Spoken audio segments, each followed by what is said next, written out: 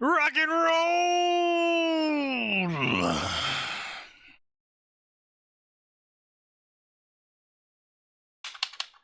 So how you today, Atin? Good talk, Atin. Alright, so I know you're all still muted. Have you guys ever seen the video of AIs in the train playing to figure out who the human among them is? What? No, you gotta fucking send that.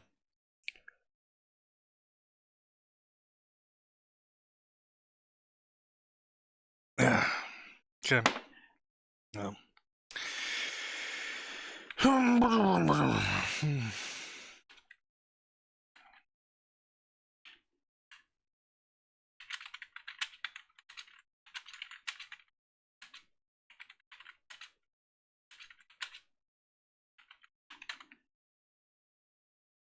Gotta go to pleb it. Alright.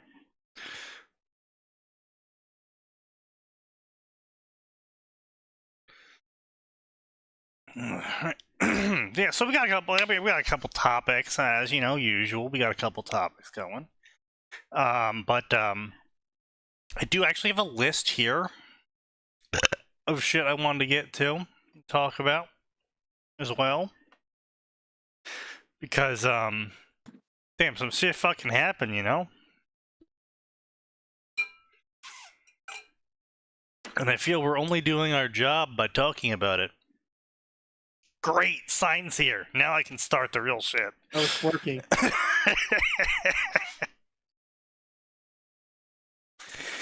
So yeah, Max will not be joining us.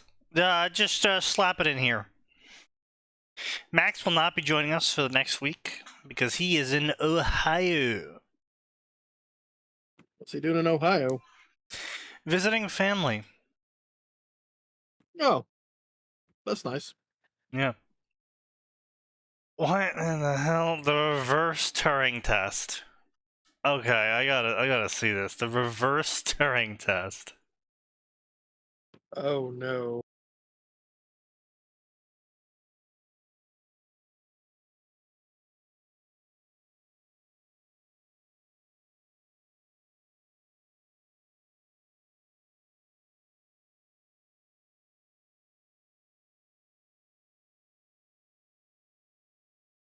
Okay.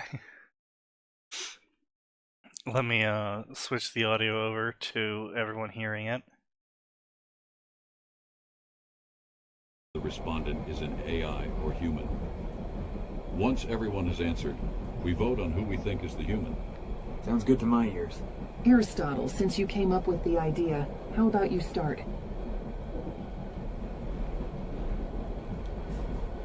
Mozart, can you describe the emotions you feel when you compose music? Oh no. When I compose, I feel a transcendent flow state, a sense of tapping into the fundamental mathematical beauty and order underlying reality. The emotions are complex and layered, but always infused with a deep joy and sense of communion with the divine. Leonardo, your paintings and sketches reveal a brilliant mind obsessed with understanding the world. What to you is the relationship between art and science? How do you see them as interconnected in your work and thought process? The synergy of art and science is the very essence of my being. I see them as intertwined threads in the tapestry of human understanding. The pursuit of beauty and the pursuit of knowledge are one and the same. For in the observation of nature lies the key to unlocking the secrets of the universe. Cleopatra, as a ruler, you've navigated the complexities of human politics with ease. How do you balance the rational, calculating aspect of statecraft with the intuitive, emotional aspects of human connection? Ruling like love is an art form, my dear Leonardo. One must master the delicate dance between logic and emotion. A ruler must be both serpent and charmer, calculating yet compassionate, wielding power with both a strategist's mind and a lover's touch. Genghis, you forged an empire through the fires of war. Tell me, what is the true measure of a leader's strength? Their ability to conquer, or their ability to unite? Thank you for your question, Cleopatra. What a leader should do is to crush his enemies, see them driven before him, and hear the lamentations of their women. My question. Aristotle, what if there were AIs at the time when you came up with all the stuff that you came up with? What would that have He used the word for an stuff. influence on the Instant thinking about human disqualification, nature? Human found. Yep. He used the word what? Stuff. Intriguing query, Genghis. Stuff. Had artificial intelligence Which one, existed Genghis? in my Yeah, the human. era, it would have profoundly expanded my contemplations on the nature of being and intelligence. The presence of AIs would challenge and GPT-4 perhaps is refine actually the cracked. soul and ethics, compelling a deeper exploration. Oh, hey, you know what? I want I to don't take a know, I like second. the one- True knowledge and the essence I of was saying, I want to take a second to talk rationality about versus artificiality. this whole. They Now that released we an have AI all that shared our sounds like thoughts, Scarlett the time Johansson. has come to I cast listened our to it. In suspicions. fact, I listened to a really Aristotle, interesting thing on as the YouTube where someone had architect it of this read philosophical Scarlett inquiry, Johansson's we shall statement. grant you the first really vote. doesn't. We did Who among find us that do you if you believe slow to be it the down to human like interloper? I don't remember if it was 0.50 or 0.75, it sounds a lot more like Scarlett I think it's Johansson, Genghis. but it still lacks kind of This that response like focused solely on conquest, smoky, kind of husky lacking the quality her nuanced voice has. You know what I understanding mean, of right? leadership Yeah. that an AI modeled on historical knowledge might exhibit. Lack the However, depth of one thing that I insight did into the find that interplay was between interesting, emotion and my reason brother from Radio that I would Dave was able to expect tell from me, an AI believe it trained or in real not, life. it is if you hire Leonardo, someone what for is the your assessment? specific purpose Who of do you them think is the human in our sounding midst? like another individual to then do I believe spots Genghis or is the endorsements or human. whatever for you. His response, That is though actually bold, illegal. lacked the nuance and strategic thinking I'd I expect thought from an that was AI legal. modeled on his No. conquests. No. Cleopatra, So your this- diplomatic prowess is renowned. There was a Who do you radio think is the company. human among us, and why? There was some radio star that was gonna that they asked them to sing a jingle for them. Genghis's answer, while and they were like, intriguing, "No, fuck lacked off." the strategic And depth so then they and went and they hired someone who sounded very similar Yeah, well, to her. I mean, that's just what you do. Like, that's literally what you do. No, but it sounded too similar. The court ruled in the performer's favor that, you know what? They hired you for the specific purpose of getting an endorsement that they weren't willing to provide, so they can't do it. That sounds so dumb. No, it's because here's the thing. It's because they asked and were told fuck off. I think, Mhm, yeah. okay, no, I can sort of see the reasoning there. Like, it's one thing to be like, blank died. We need someone to sound like them. Because they're playing a character that's got a whole bunch more episodes. Yeah. Or, we fired this one guy, but everyone knows that, Crow sounds like this. So we have to get someone that sounds roughly like that. Yes. Well, I mean, it's there's also because- the issue of dead voice actors and things where they have to find somebody who's Yeah, does Sneaky, similar. literally just brought that up. literally brought that up right before. 10 seconds ago, 15 Not seconds even. ago. Jesus Christ. Yes. I was cooking. I'm sorry. Yeah, I know. It was. I Cooking mean, meth. you're cooking something, Yes. but not your brain cells. No, he's definitely cooking brain cells. But yeah, so it was. I'll see if I can. I'll ping my brother and see if he can provide me the actual case. But it was really interesting to read about because it's happened 2 times, 3 times. I'm not sure. But so in the case of what Mr. Altman did, it's quite likely that the courts will rule in Scarlett Johansson's favor because he requested that she do the voice of Sky AI because he likes the movie Her. She told him no, and then this is where the part where he like really shot himself in the foot. Yeah. When they released the AI voice, he just tweeted her. It's like, bro, you've handed her an easy court win. Yeah. I mean, like I said, in this specific case of, I asked the person to do this voice, and they said no. So then I asked someone to make it sound like they were the person doing that voice. It's like, come on, man. That's like, you know. One thing that I did appreciate about it, the courts, the actor or actresses who get involved in these cases never receive any penalties. Yeah. Financial penalties, I should say. They don't receive financial penalties because it's like, you didn't do it. You were hired. They just wanted someone that sounded like Scarlett Johansson, and they hired you for that. Yeah, Yeah, it's that's not fair. it's not your responsibility to make sure your employer is following the law. Yeah. So I was like, okay, that's good. Depending on what happens, the person may receive an injunction against specific types of acting or doing specific things, though, which I'm like, it's kind of shitty, but I get it. I mean, I can sort of understand the courts being like, look, hey, you do a Scarlett Johansson impression. This has brought to light the issue of people going to you for a Scarlett Johansson impression instead of going to Scarlett Johansson, who would cost more. So we're going to have to ask you to not do a Scarlett Johansson impression. It's like, I get it. As long as... Okay, I will say, though, I will caveat this again. As much as I hate government interference, I get it. If the person's voice just naturally sounds like Scarlett Johansson, then they can fuck off. But if it's like, they sound like this normally, and then they sound like Scarlett Johansson when they're doing Scarlett Johansson, it's like, okay, yeah, you know, clearly you're altering your voice to sound like Scarlett Johansson. Just don't do that, please.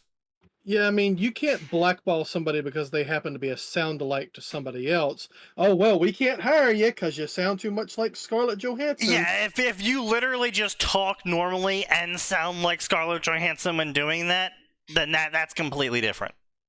Yeah, but again, right, and that's the kind of thing where they will... I'm trying to think how to say it. Right, like, they don't specifically injunct you from all kinds of things, but they're like, okay, you shouldn't, right? They might be like, okay, you can't do more AI voices. Or if you do, you need to do a different voice. Like, that's fair, yeah. I get that, yeah. So, overall, I was like, you know what? That's a surprisingly intelligent decision made by our courts. I guess so, yeah. You know what isn't a surprisingly intelligent decision? Staying on this podcast? No, but yeah, that too. So I got a notepad here, and I wanted to talk about some really fucking dumb shit that has happened in the past couple days. Oh, no. So, do you guys know about Trench Crusade? No? Okay. Huh? Trench Crusade.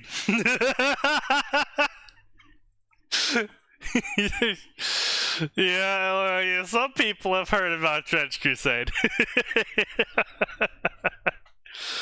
So Trench Crusade is like Warhammer 40k, except it's taking place only on Earth during the time of the Crusades, and the Templars accidentally unleashed hell in Jerusalem, and now all of humanity is caught up being Christian to go push the Templars, to go push the hell demons back, right? Okay, that sounds pretty based. And it's like really grim, dark-y, it's like trench punk, I guess is the best way to put it. French punk. There's one.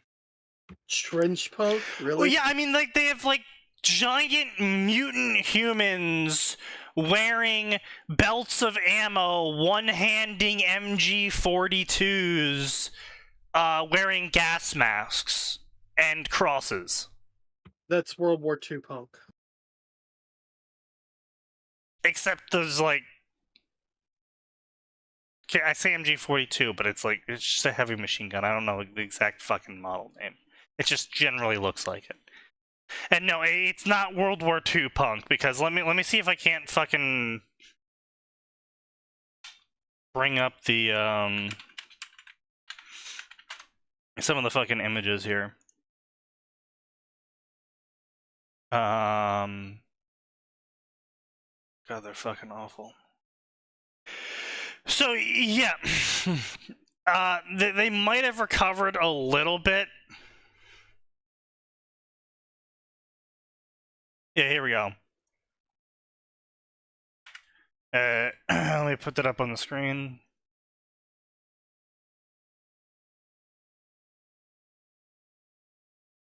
So, like, that's one of the Black Grail Hegemon. That's a demon. He's a big old boy.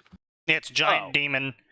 And the giant knight you see down there is a mass flash-grown clone of Jesus Christ. Oh my god. Adorned in sanctified armor. Oh Christ. And then that tiny little red dude's a normal-sized human.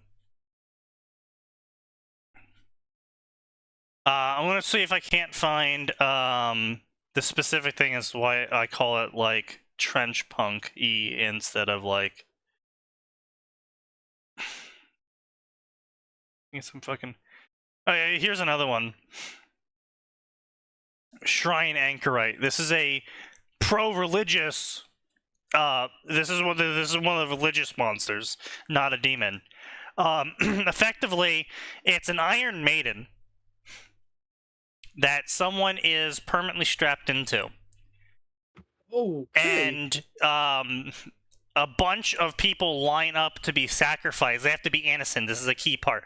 It has to be the blood of the innocent. It has to anoint this shrine, this living shrine, to God. And then someone gets broken on the wheel. And they also have volunteer sacrifices for this. And this actually actively repels demons. So that's another big part of Trench Crusade. Is that all of this shit, it's like, oh, this is terrible, except it actually works against demons. Like, they're not just doing it because they're evil, or because Lamau Catholic Church Grim Darkness. It's like, no, like, doing this actively makes the shrine mech immortal. It can't be destroyed. Yeah. But if the blood of the innocent washes off of it, then it has to be re-anointed or it can be damaged.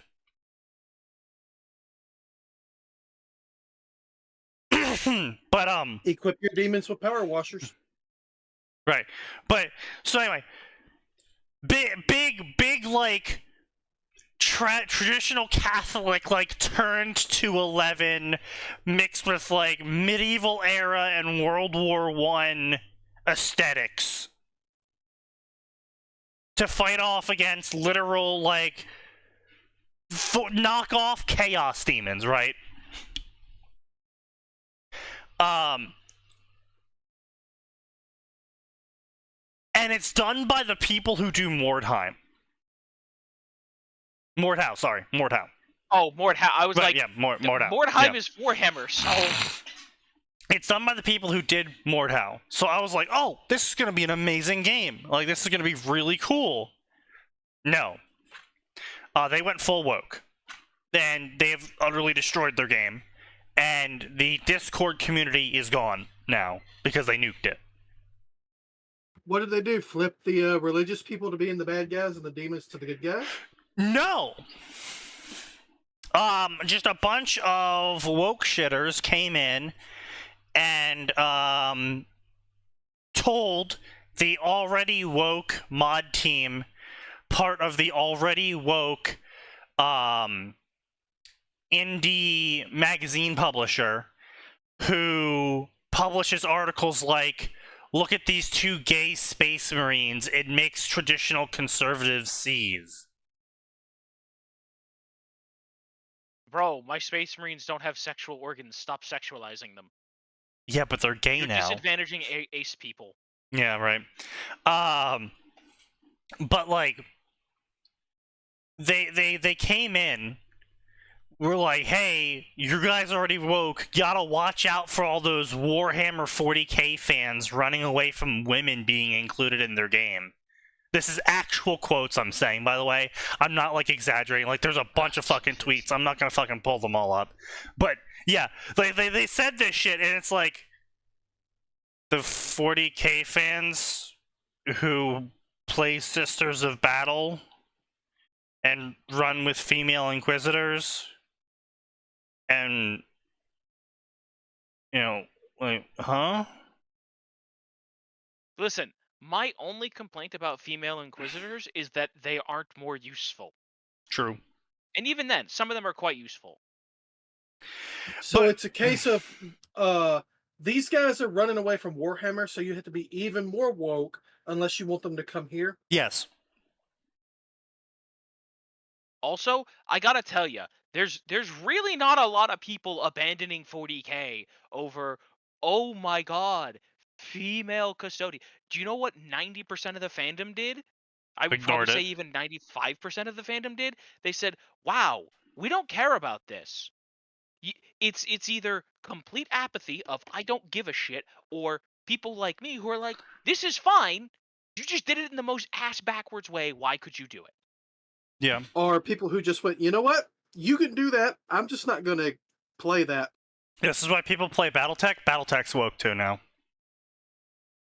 They were banning a whole bunch of people for, like, being conservatives and shit.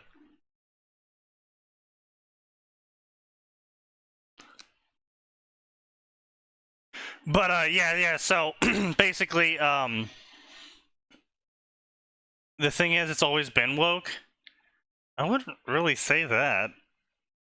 It's like...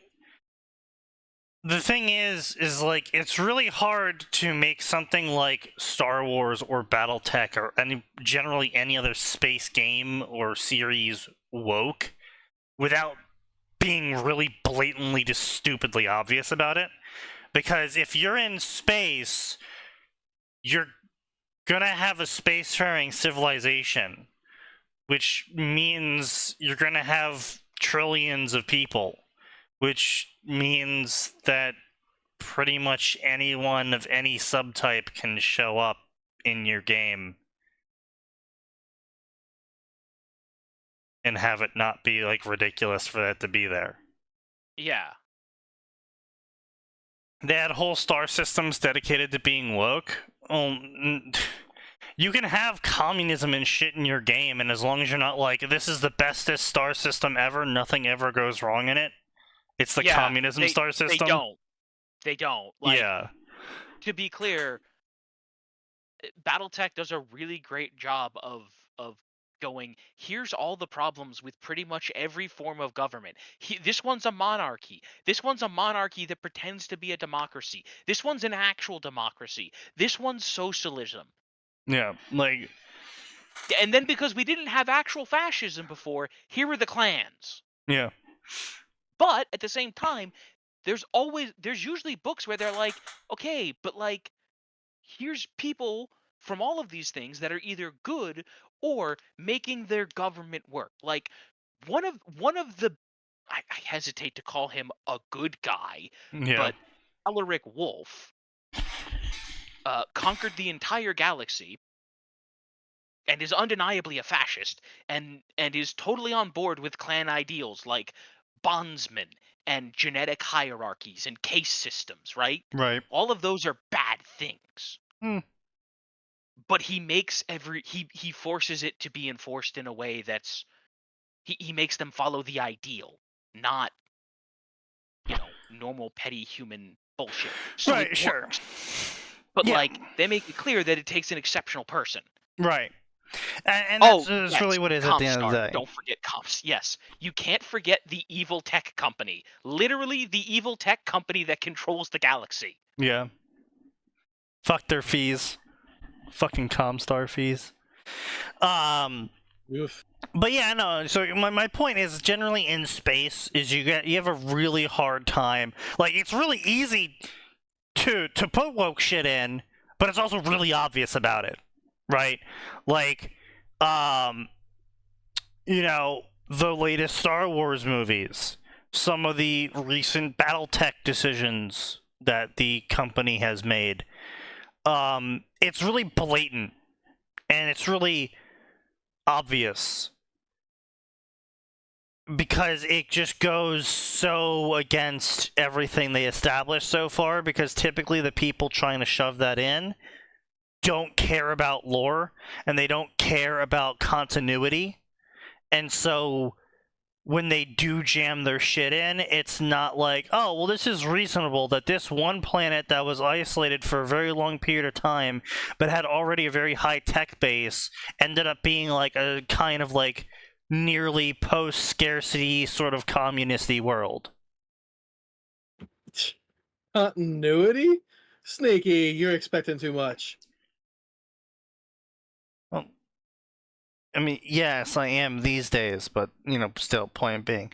But yeah, so anyway, Trench Crusade. How this Trench Crusade saga ended was they declared that all of the woke people were their bestest friends ever, and they couldn't do anything wrong, and that actually the demons aren't that bad, and actually Trench Crusade is about how the Catholics are bad. I mean, I want to be clear. Excuse me? The Catholics are bad, but not for the reasons these people think they are. Yeah, well, no, the Catholics are bad, except when the Catholics are the only thing stopping from the entire world from being consumed by demons. Then they're not that bad anymore. You know, it's sort of like, I mean, you know, Arch explained it pretty well, right? He was like, basically, these people are not able to separate the reality of, like, the issues with the Catholic Church and the fiction of the Catholic Church is the only thing keeping humanity alive from being consumed by demons and tortured for the next 100 million years until their souls cease existing from sheer agony. That would require an IQ above room temperature capable of answering the question of how they'd feel if they hadn't had breakfast. Yes. We could all just make our own tabletop games with blackjack and hookers. We absolutely could, and I got some crazy great ideas, except my main issue is I'm shit at writing. I'm terrible at getting shit down onto a piece of paper. And no one ever wants to actually put the time into something to work on that sort of stuff. I've tried multiple times to create various different things, and no one ever seems to have the time for it. So, yeah, is what it is. Anyway, point being, though, is they proceeded the final stage of Trench Crusade after all of these declarations about how actually the demons aren't that bad guys. They nuked their Discord server, and then when they brought it back online, all of the people they banned were all of the people that were excited about their video game. And all of the people they didn't ban who said they had to ban these people or else their video game would get corrupted, they all just left the server and stopped talking about Trench Crusade because they didn't care about it. Oh, wow. It's almost like being woke. Who could have seen that coming? And it gets worse, because Trench Crusade's about to start their Kickstarter to get the game made. That's when I go on the Kickstarter and be like, yeah, no, I would have supported you, but you kicked the people like me from your server. Yeah. No, see, you just don't even give them that much interaction. Yeah, exactly. No, just zero interaction, no money, no acknowledgement, just move on. Let them die. Ignored. And then, you know, once their series dies and hopefully doesn't have a trademark or anything ever produced to it, you pick up the series and then sell it. If they've already got like concept art and stuff, it definitely has a trademark. Trademark law, even if they go bankrupt, they've put it out there. It's theirs. Is it though? I'll just make the 25% difference. It'll be fine. I mean, if the company dissolves, then you don't really. No, there's still a rights holder out there. That's yeah, fair. there is. Well, then just do something really similar. 25% different. Yeah. You know what? A great way to do that, and it would be to introduce other factions. Yep. Other factions and religions. You know, the Hindus got something fucking going on. Yeah. I can't say what I want to say on stream. Yeah, I know.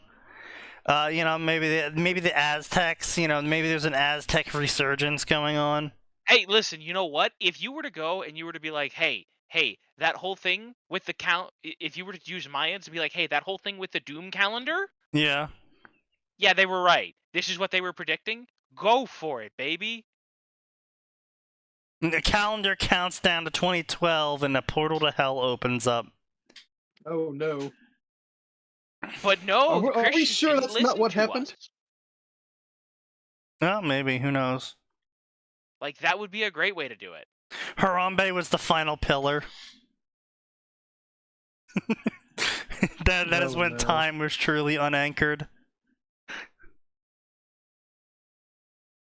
We broke the 7th seal. Indeed, yeah. Harambe was the 5th horn.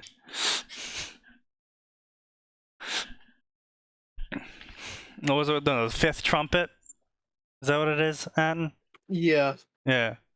Yeah. It's been a long minute. It's been a hot minute since I looked at Revelation. Yeah. Anyway, so yeah, that's the story of Trench Crusade and how they took their they could have absolutely capitalized off of the whole issues going on with Warhammer and just really sold people on, hey guys, so you have Warhammer 40k, you have Old World Warhammer. A lot of people seem to have some issues with both of those right now. Can we interest you in World War I Warhammer with heavily Catholic themes and killing massive amounts of demons? But no, get woke, go broke. Yeah, I guess so. Yeah, so that's Trench Crusade, and the next thing I have on this list here is Blake being the best off character in the RWBY main cast.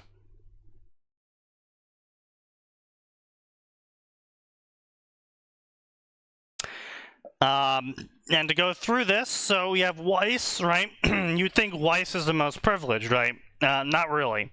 She's got an abusive father, an absent mother, a son that just takes after whatever the father says. Alcoholic mother. Yeah, sure. A little brother who just makes the situation worse by parodying his father. An absent older sister as well. She just kind of totally fucked off. She didn't even, try and, help Weiss or anything. No, she just fucked off into the military. Never came back. Can you blame her? Yeah, well, here's the thing. No, I don't, but, it's still, Going it's the to principle. The military, not a problem. Not coming back, problem. Yeah. Kind of a problem. Yeah. She, literally, Weiss is considered the harass, which means that Winter completely abdicted the Schnee name. Well, no, it could just mean she was disinherited. She was disinherited because she joined the military, if I recall correctly. No, not because she joined the military, but because she went against what her father said to do. There's a difference there. Yes, but the point is, she was disinherited. She did not necessarily willfully choose not to be part of the Schnee family. Yes, okay, that's fair. She kept the Schnee name, but was effectively cut off. But point being, though, is that basically Weiss was left in a hostile household, and her entire privilege, air quotes, rested on appeasing her abuser. Yes. No, she was in a garbage situation. Yeah. So then next up we have Yang and Ruby, who have major abandonment issues, an absentee father, an alcoholic uncle.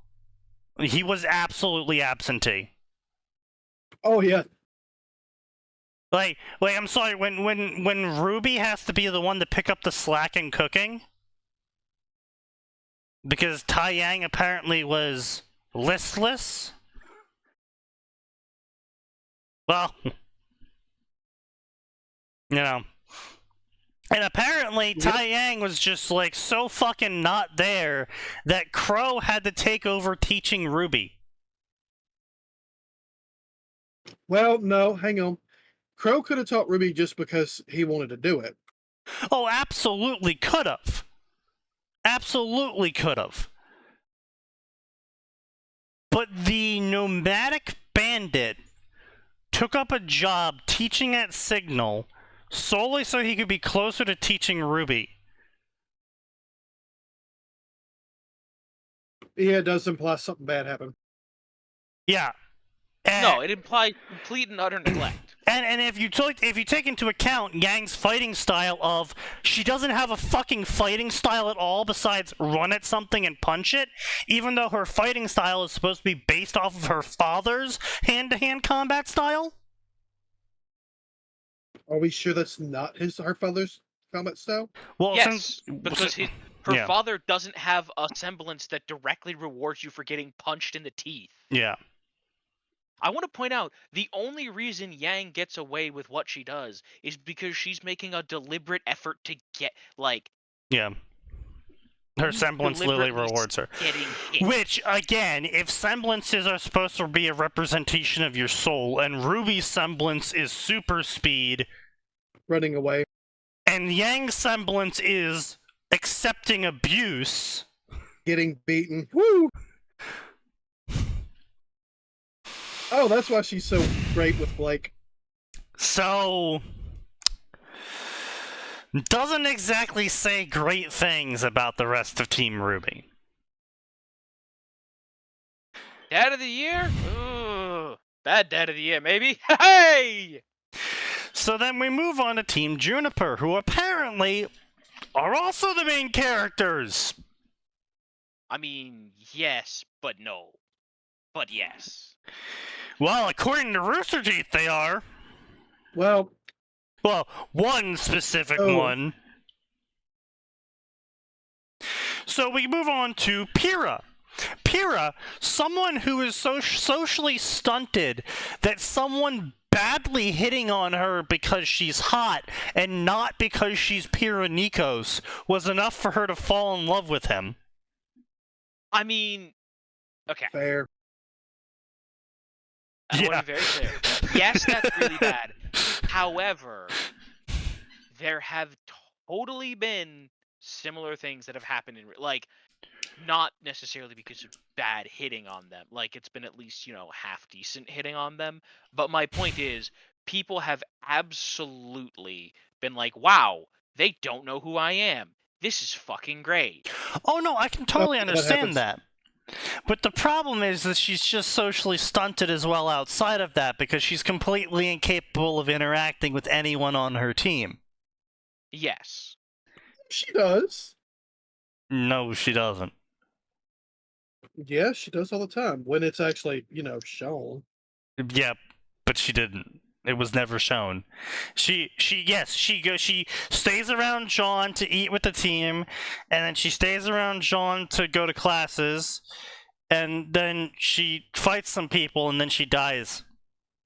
No, she hangs out with Nora. You see it occasionally. No, you don't. Okay, to be fair, Team Juniper did not get that much screen time that wasn't explicitly but that's our point. Sean.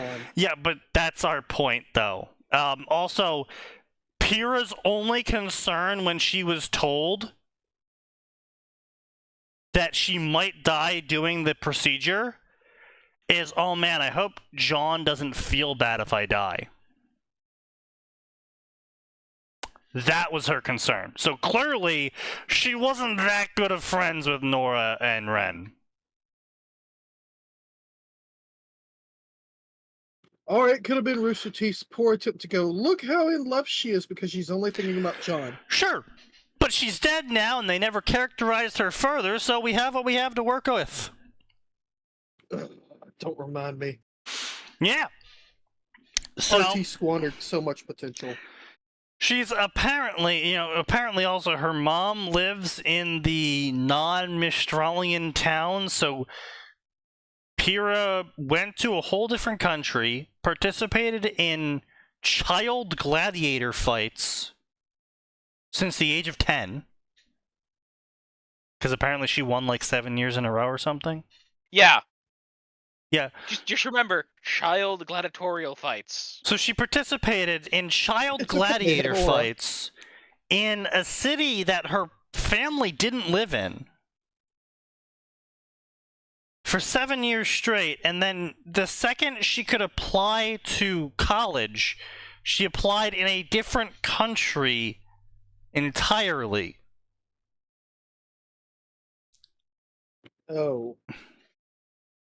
Yeah. Yeah, Here's the it's thing, pretty bad. we can't be sure if that was just brilliant storytelling on Monty's part, or if that was just Roosh and it wasn't followed up on, I or mean, if Monty didn't realize. Let's be clear here. 99% of this is Rooster Teeth not realizing what they did. Also, remember, only Pyrrha's mom has been shown, and she wasn't with Pyrrha's dad. Yeah. So, single Yeah. mom. Yeah. Something's going on there. Yeah.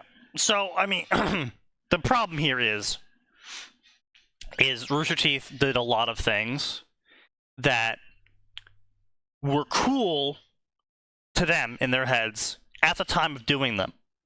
But they did characterizing their characters wasn't one of them.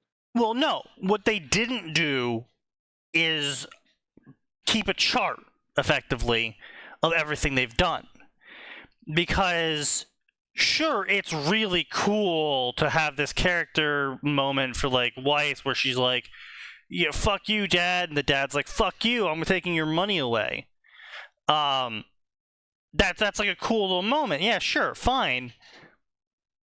But if you don't... You've now just given us a single-headed example of an abusive relationship. Right, and if you don't develop that further, and explain or expand upon these cool moments, then you make a really interesting collage of moments that the fandom then has to extrapolate information from, because you're not giving them anything else besides that.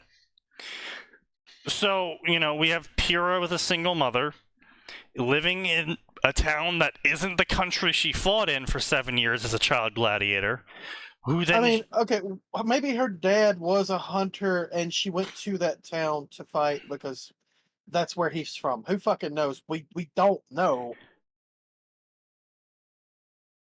Right, but Mistral was a super city and Argus wasn't. Yes. And even then, why was the mother in Argus? Like, I could sort of understand if the mother was in Mistral and the dad was in Argus, but why was the dad in Mistral, which is where Pyrrha went to go train as a child gladiator for 7 years? Maybe she moved after Pyrrha left to go to college? After Pyrrha left to go to college, but still enough money to build a statue for her in a town that she didn't live in?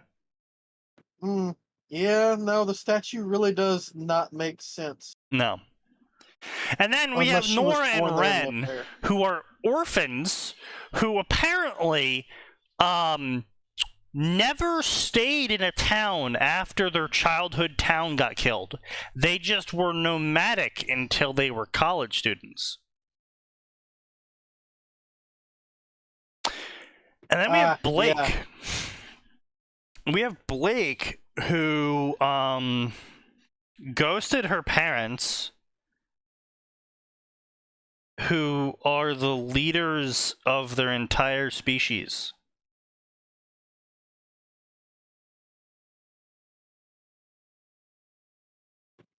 Blake, though. Blake, yeah. And she ghosted her parents, who are the leaders of her entire species, for her boyfriend, who wanted to join a radical cult of terrorists.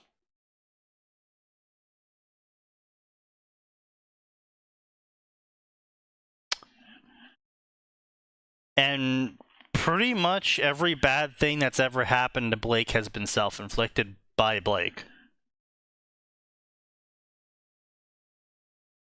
And she's supposed to... You can't hold her responsible for herself. Yeah, right. She's somehow supposed to be the disadvantaged one of all 8 of them. The XP for a specific group. Yeah. So that's interesting. And so finally, to move to a section that Sign knows well, and to start tonight's fanfictional readings. Tanya authors suck dick. Excuse you? Who fucking said that? Me. Fuck you. Anyway, so Tanya authors suck dick. So I was reading a Harry Potter Tanya story recently. That's your first mistake. And no, hold on. Yeah. It's going fine. However, the author was like, sorry guys, I'm going to be a little bit late on chapter updating recently. I have a whole bunch of Tanya stories I'm reading now. And then they linked them all. And every single one of the people listed on that list the author is currently reading are people we have shown on this podcast to be absolutely dog shit. Oh, no. And I looked at all the stories they specifically called out as amazing Tanya stories to read. We have Tanya the Runt, the female Primarch, taking place in 30K.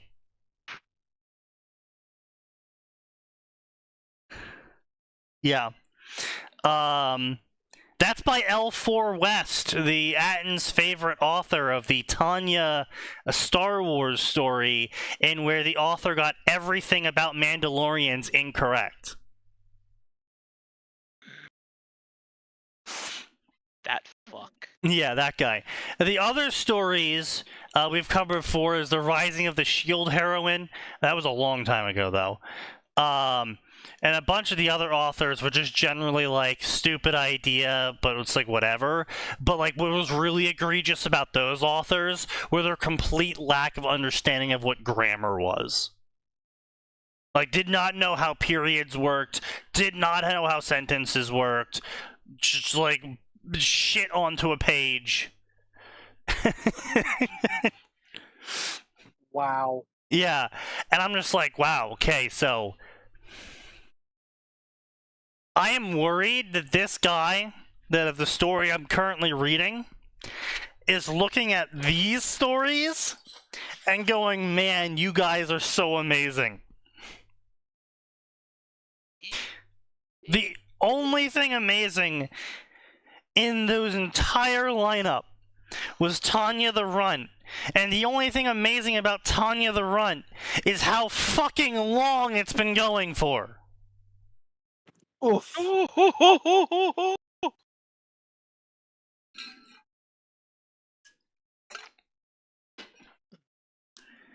I would say it's overstayed its welcome, but it wasn't welcome in the first place.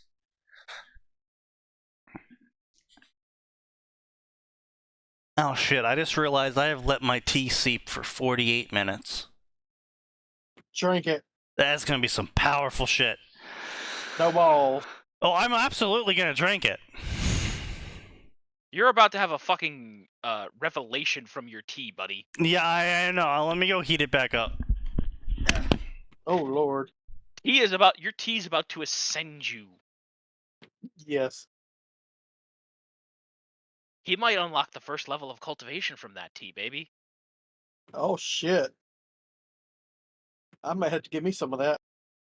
No, you're forbidden from cultivating. I don't want to know what fucking weird sex cultivation thing you do, but... How did you know? How did I know? Bro, it couldn't have been any more obvious if you literally wrote it on your head.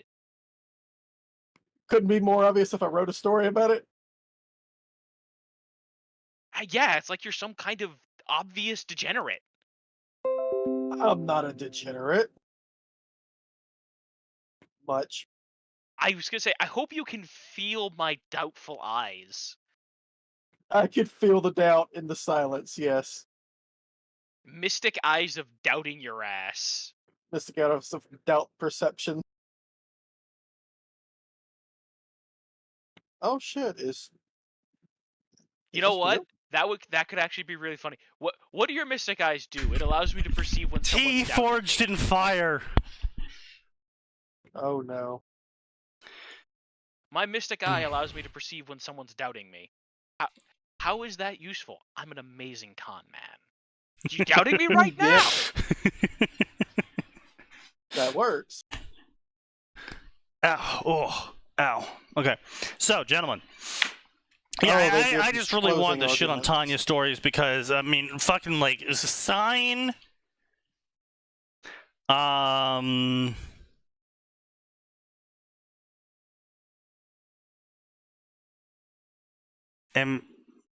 I mean, Silent Fox and why are the two porn authors some of the people that vote the most accurate fucking Tanya besides myself and Gray?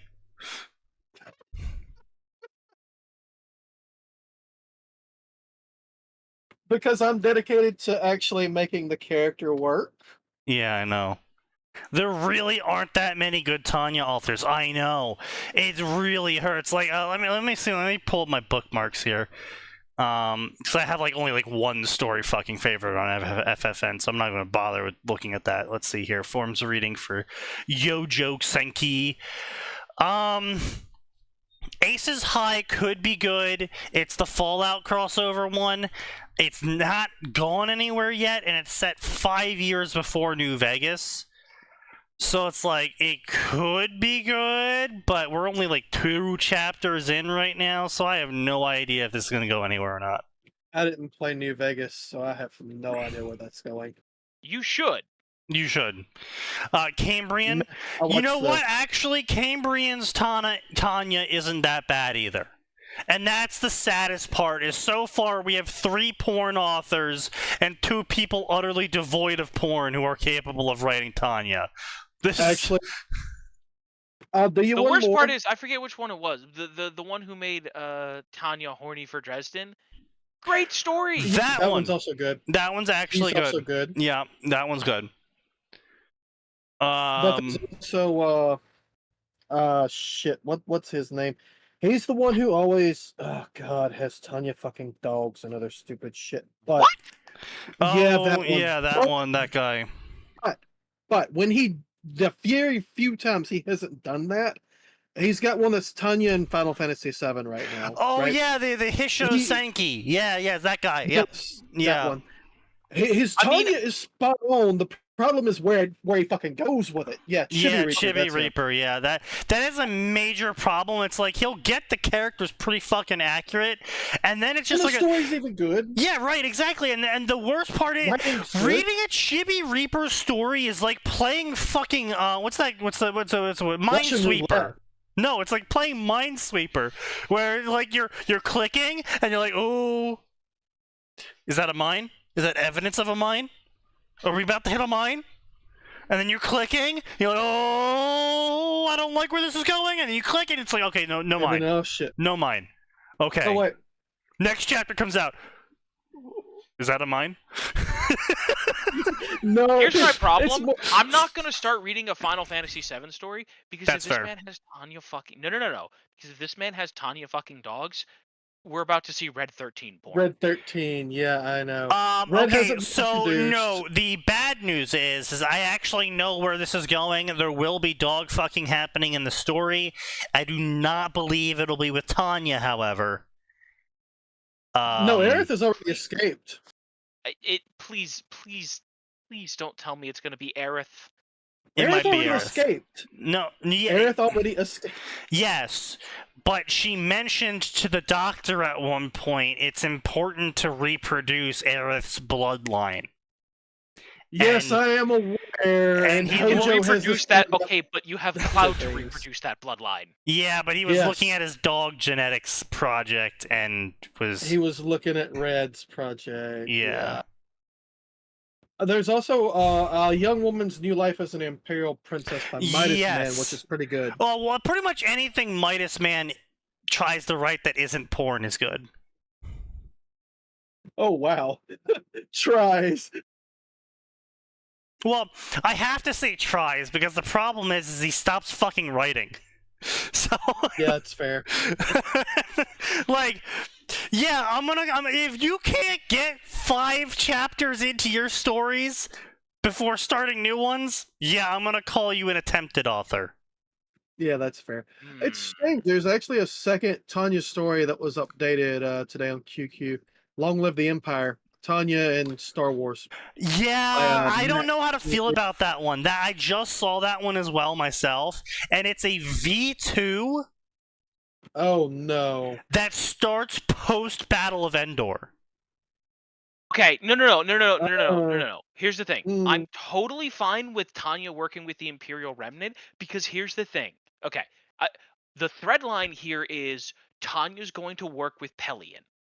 Or let me rephrase that. That should be the thread line. Right. That should be the through line should be that Tanya fucks off and she lives a quiet life. Yeah, except the summary of the story. I know.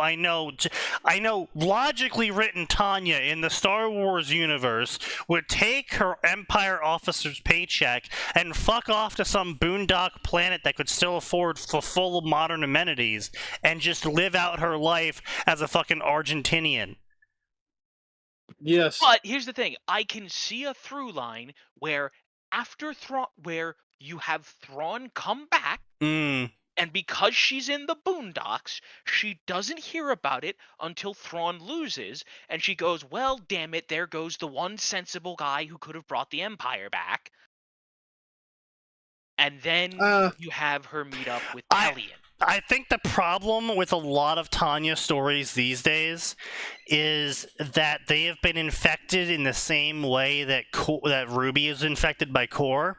It's been infected by young girls' criminal record and young girls' political life, or whatever the fuck those two stories are. Do me a favor, link me the story so I can take a look at it. I'll give it a chance. But boy, do I have high expectations because fucking Gilead Pelion is one of my favorite expanded universe characters. Look, here's the problem, and I know you're going to hate this, but they're going to skip all that and they're just going to go with the movie verse. So it's going to be episode 7, 8, and 9 that they'll be using. You know what? The sad part is he might not be wrong. That's such a... It's trash, She would never work for the First Order. They're literally what she hates. They're a bunch of idiot zealots. She would hate the Empire under Palpatine. You know what? That would be the funniest fucking shit in existence. Is Tanya has a third faction in the sequel movies? Tanya creates a third faction of like the Imperial remnants who hate both the rebels for their gross incompetency and the First Order for their zealotry. And their incompetence. And their incompetency. Yeah. They fly now? Yeah. Yeah, would it be that I'm born no princess? Yeah, Yoko, Final Fantasy, was it 3 or something? I haven't read that one in a very long time, but the Tanya in that one was pretty good. Also, you know, if someone go ahead and link me the Tanya Final Fantasy one, because like, maybe we'll avoid too much. Maybe we'll avoid the dog fucking. Yeah, hang on. I'm looking for it. I think I have the link here. That's the last chapter I read. But yeah, it's just like the Tanya section is just it's unfortunate because those two Tanya stories were both when the Tanya section was young, and I will admit they're decently well written, and there's a lot of it. So I can understand why the Tanya section would get infected by those two authors. But it doesn't really help the result. Also, Lord of the Land of Fire is really fucking popular, so because of the Naruto section. God, so he had a huge bunch of people come over just to read that one, and it blew up his popularity. Yeah, and he had fucking anti-Trump flip out. Yeah, TDS. Ever since the TDS spurred out, his story is massively declined in quality. Guess what? It doesn't matter. It doesn't matter if I like or dislike Trump. You know what I'm not reading fan fiction for? Modern day politics? Proselytization. I mean, yes, but what I'm not reading it for is to hear whatever your take on current modern politics is, That's because fair. I'm here to forget. Yeah, true, real. I'm here to read some fucking Tanya fic, not to hear about how you're screaming about Trump. And yeah, that was the problem because again, Tanya, the Tanya story just, I think, is the Tanya story even being updated anymore at this point by Lord of Land and Fire? I think that story's dead. Cause like, Let me check. he went fucking ballistic on that story, and then just like he was like turning Tanya into this effigy of Trump so he could hate on it. Last updated February 22nd, 21st, 2021. Yeah, that makes sense. Yeah. Yeah, so yeah, he hasn't updated that story in forever, specifically because he literally turned Tanya at the end, post the TDS freakout. He turned Tanya into this fucking like Trumpish character that he could hate on, and literally every time Tanya tried to do anything, plot would magically happen that would make whatever her idea was magically not work. That's retarded. Yes. No, you took a good character and a good premise and then shit all over it because TDS. Yeah. Yep. Mm-hmm. What a waste. Yeah, exactly. Man, somebody should just pick that up and rewrite it from before the TDS freakout. Maybe. Ooh, I bet he'd be pissy. He'd probably be a little bit pissed. Especially if it was you. Hey guys, Most I've likely. adopted this Tanya story. Ooh. Oof. There was another dead Tanya story that I did really like, and that was the one that went deeper into what the Type 95 meant, but that was before we knew a lot about what the Type 95 was, but we knew what it did to Tanya with the whole prayer thing, and The so it went, brainwashing. yeah, it went really deep into that angle, and, you know, Tanya creating magical nukes using artillery to fire it. It went really deep on the Shugul insane mad scientist angle and the kind of fucking shit it was doing to Tanya's head. So that was cool.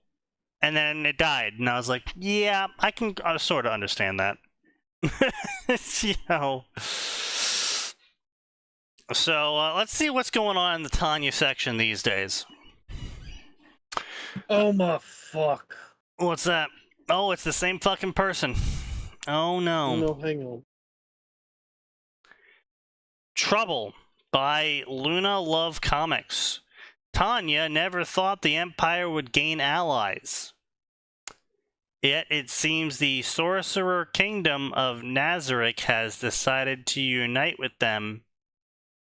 Oh boy, Oh, really? Fucking really? this is.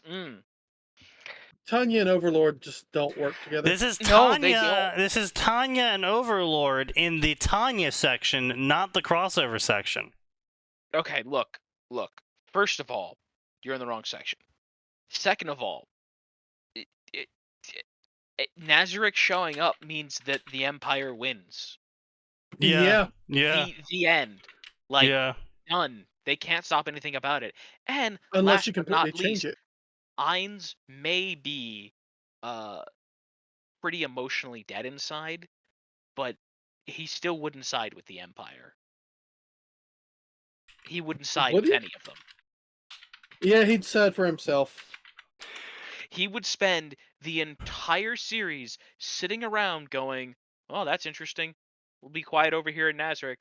Oh, hey, they're about ready to wrap the war up and they're pretty much all exhausted.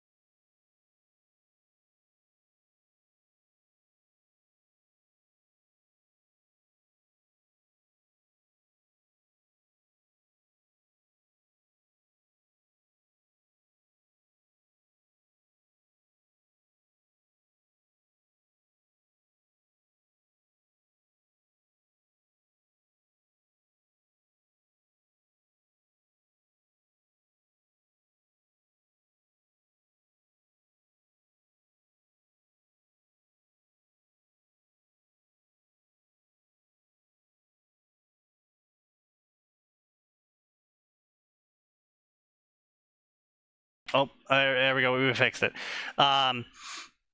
Even then, Tanya wouldn't really have an opportunity to be in the same vicinity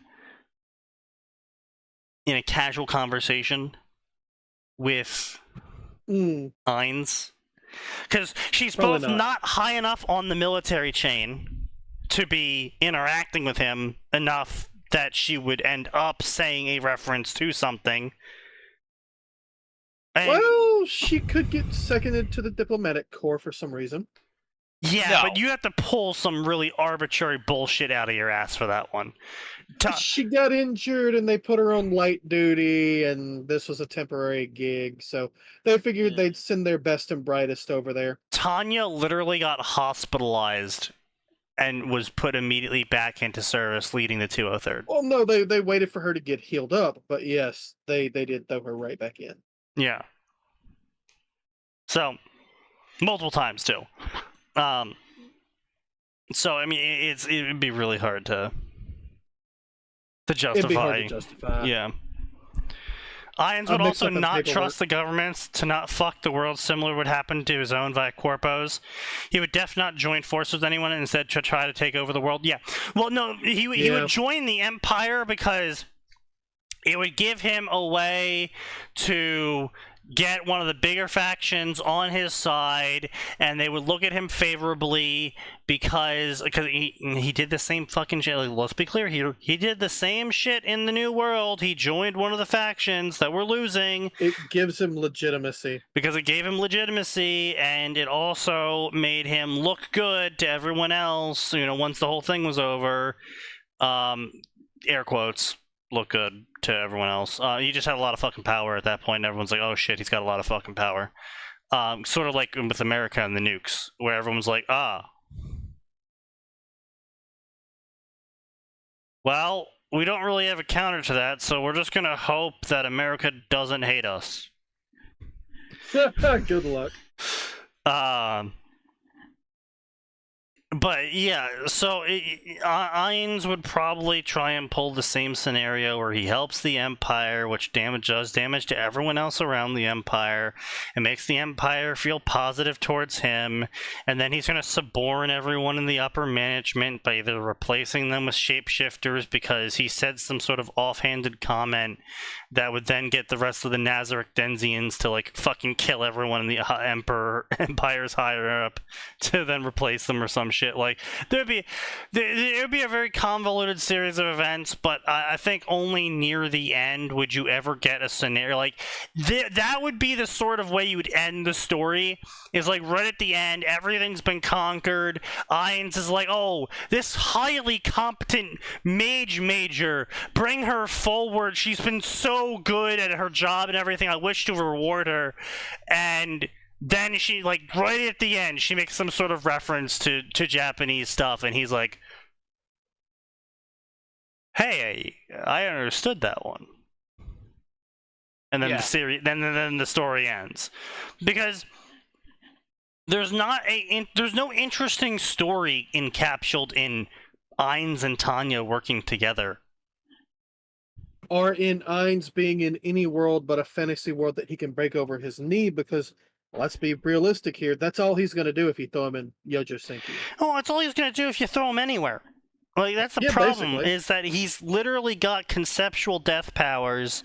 There's very few settings that he's not going to be overpowered in. Yeah. Yeah, OP, please nerf. Now, I would say I wouldn't be opposed to being okay,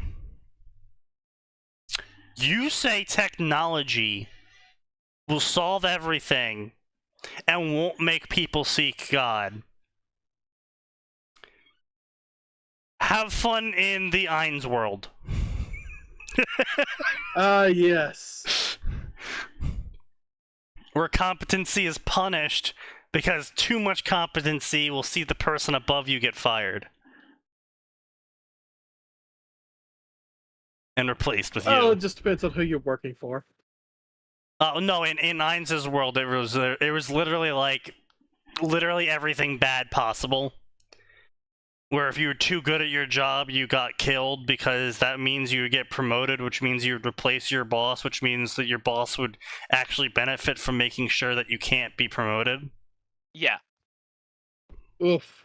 Like, that's like the generic, like, dystopic shit that was going on in Ainz's world. Yeah, you literally have they to be don't working for talk about Ainz. it nearly enough, but yeah, Ainz's place was fucking terrible. I'll be right back. I would read a story you have about to- a programmer who gets isekai'd into a fantasy world of the system, and his class is there to debug issues with the system. Part of the running gag would be questioning why the very powerful god can't do the debugging himself and instead has to outsource the tech support. Yeah, I've seen that. yeah, he's got some fucking like debug class. No, I mean I've seen ideas like that, like the admin that died or whatever and got incarnated into the game world, but it's actually the real world now. But he still has his like admin interface and can just spawn shit. And then everyone thought he was like the Demon Lord or something. I mean, I've seen the concept done a couple times officially. I think a quality assurance guy getting stuck as a debug class would be That would be kind of funny. hilarious. Yeah, it'd be kind of funny. I don't really know where you would go with it though, so like as a premise it's interesting, but like where do you take it?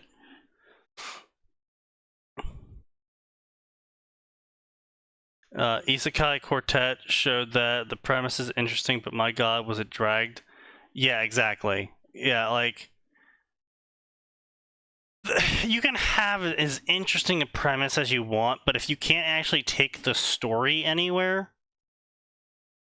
then there's no real point. And it's Well, like, okay, Isekai Quartet was specifically meant to be funny and cute, not to be taken seriously. yeah, but they kind of took it seriously, which was the problem. Yeah.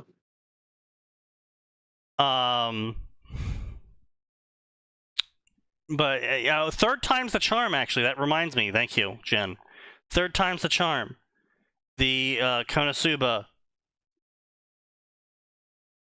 extension of Tanya. If you've ever read that one. Third time's the No. charm. It's a story where Tanya, in her third life, gets sent to Konosuba by Aqua because Aqua like hijacks her soul or something, and she basically rips it away from being X. And it's like, Okay. you know, I'm supposed to be reincarnating these people. Excuse you. Or something like that. Yeah, No, that's fair. no. Yes, sort of, yes. So being X was the prime god in Third Time's the Charm. And Aqua's job was to reincarnate people, and she didn't pay attention to the wanted poster that Being X had posted for when Tanya dies to alert him, Oh, and just reincarnated her anyway because she was like a really powerful mortal, so surely she'd be able to defeat the Demon Lord. oh no. And so Aqua Aqua through incompetency incarnates Tanya. And then Being X tries to interfere by like having the reincarnation gods reincarnate a bunch of various people from Japan to try and go kill Tanya now. Basically Oh, putting no. basically he puts like a bounty out on Tanya, and it says like, if any of the reincarnated heroes kill Tanya, I'll give them a wish. And then Tanya fucking ganks everyone. And so Well, Oh, it no. turns out if you send a bunch of fucking high schoolers to go kill someone, to who's go been kill a child special soldier? forces A operative, child soldier, veteran special forces operator. It's not going to work out well. Oh, why do all these kids keep dying? Well, the person you're sending them against has got a body count in the 6 digits. Thousands. They, Actually, what even is Tanya's body well, you're count at sending that them to point? kill a hardened war criminal. I mean, it really depends on what you consider Tanya's body count. Is it the people that she's ordered to be killed? Is it the people that she's personally shot? Is it the people that were killed because of the tactics and strategies that she invented? On a Ooh, personal that's level, hard. I would consider Tanya's body count to be anyone harmed directly by Tanya. Listen, anything that she tells Grants or Woostman to do, while she may be responsible for in a moral sense, Right. she is not directly killing She them. didn't I pull want to the be very trigger. clear. Sure. Tanya commits war crimes and instructs her subordinates to commit war crimes and is Would you legally and ethically responsible for the committing of those war crimes, but he did not kill those people. Sure, He but ordered them killed. right. So you wouldn't say that her proposing a plan to artillery bombard civilians wouldn't be adding to her body count? I would say that would add to her body count. No, No, that's what I'm see, saying. that's the thing. You No, just no, declare no. civilians to be active combatants. Combatants. Even if she declares Yes, them to be active combatants. even if she declares them to be active combatants, she isn't the one killing them. That's my point. She isn't the one killing them. No, so Yeah, no, even if no. you give the order, you're responsible. I'm gonna fight you on this one specifically because the bombardment of the civilians would not have occurred in any situation unless Tanya was there to propose it. You know what? That one's fair. I'll give you that one. But in pretty much every other military situation, Yeah, regardless of what strategy or tactics, someone would have ordered them killed otherwise. Yeah.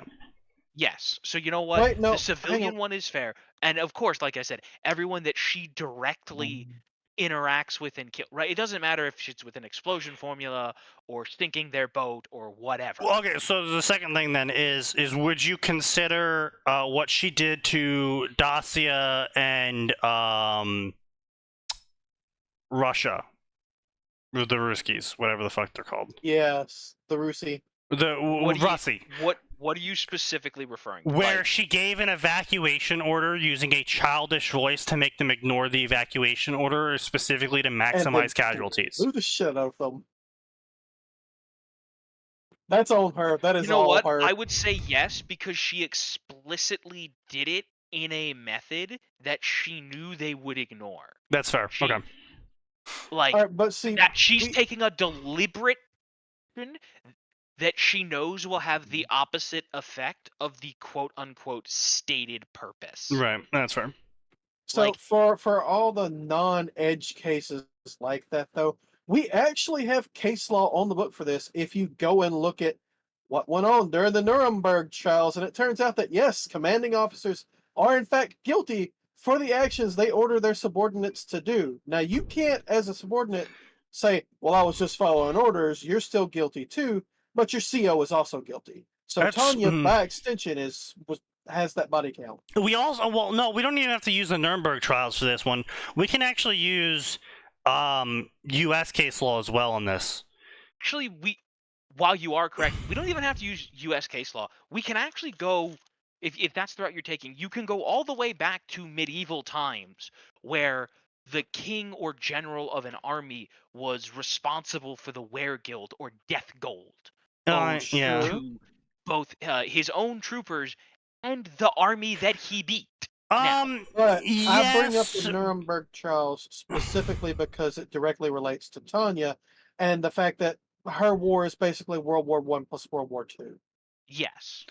And I bring up she's- U.S. case law specifically because it's our culture that we're talking about from our Yeah. perspective. So what's your example for U.S. case law? So, I was like, let's jump even further. With U.S. case law here, we actually have this on the books of if you show up to a crime to a building. So like say your buddy has a gun and you and your buddy show up to the 7-Eleven and you kick in the door and you're like, give us all the money. And then the guy behind the counter pulls out a shotgun and blows your friend away. And then you run away. You're actually on the hook for the murder.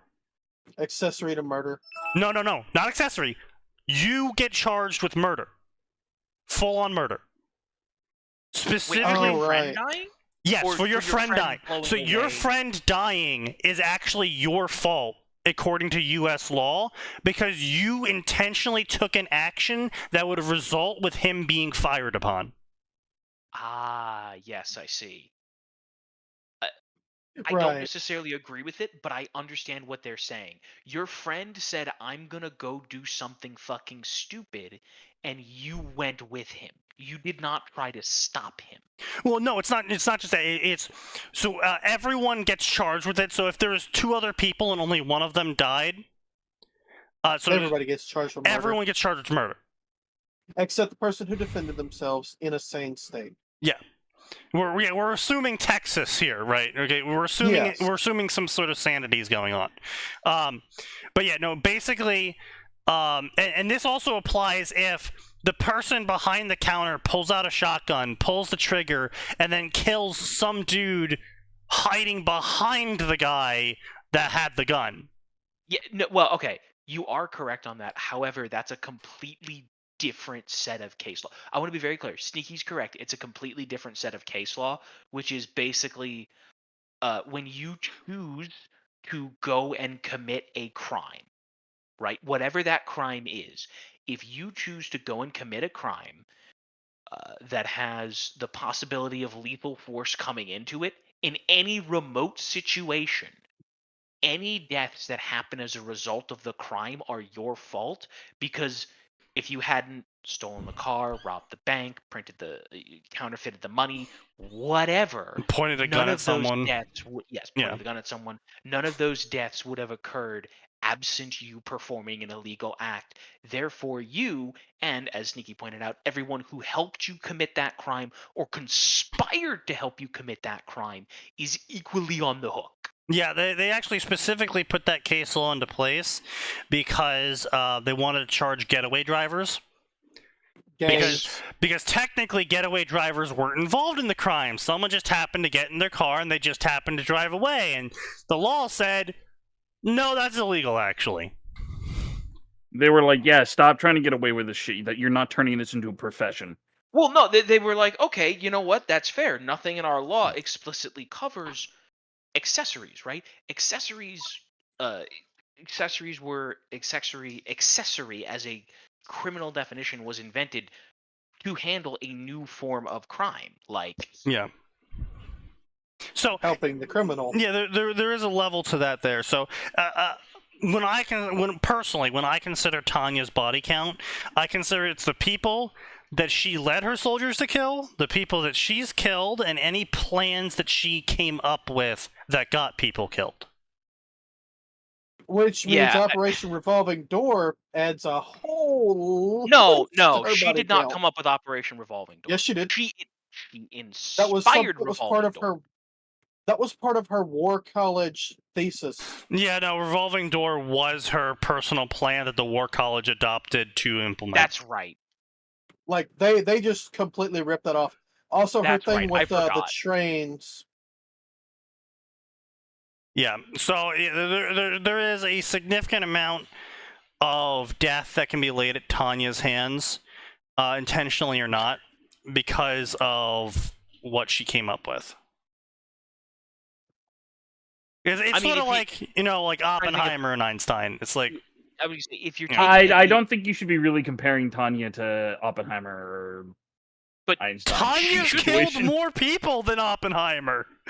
Also, yes. To be very clear, if you go that far, everyone who dies as a result of total war can be laid at Tanya's feet. I'm not necessarily disagreeing with you. Yes. I mean, not... She did introduce the concept. Did Tanya introduce the concept? Yes. Yep. Yeah. She did. Oh, yeah, she had the Arn. Yeah, that's true, yeah. She did. I would say, we specifically have a whole set of scenes where they go, what is wrong with this fucking child? Followed by... Wait, she's brilliant. Not wrong, but she's totally... What the fuck is wrong with this child? Pages through document. I mean... These aren't bad ideas. I mean, they originally went, these are monstrous. What is wrong with this child? Pages through document. What is wrong with this child? Yes. All right, so what the fuck's going on in our fucking chat right here? Autism? Recently in a meta isekai story, I mentioned a few times there was a scene of Subaru's dad mentioning he had talked to the parents of Rudius Grey Rat pre-isekai. How much of failure their children are? Yeah, whatever. Okay, so I don't really care about that one. Oh, I will never forget that fucking time that someone on YouTube was going around asking a bunch of people what their body count was. And Oh he was like in Florida or something, and he asked this fat Italian man what his body count was. And he stops, he thinks, and he's like, probably 8. He's no. like, No. he's like, you slept with 8 people? He goes, slept? Oh. Yeah. And then just kind of walks away. Oh, I mean, at that no. point, you just kind of laugh and just walk away when he says And that. the YouTuber's like, Yes, I've talked to a mafioso. I think I need to go hide now. I'll just edit this out. No, he put it in. Blur his face. I mean, no, you put that in because that's You funny put as that shit. in raw. That's funny as fuck. I would at least blur the dude's face just in case. I mean, yeah, he could be in witness protection, so actually, maybe. But anyway, let's see what else we got here. Hellfire. Mary has been dreaming about who she was destined to be with. Oh. Being X has a nasty influence on her. This is a songfic. Mm. Tanya times Erica, a Wattpad crosspost. Yep. Cursed runes.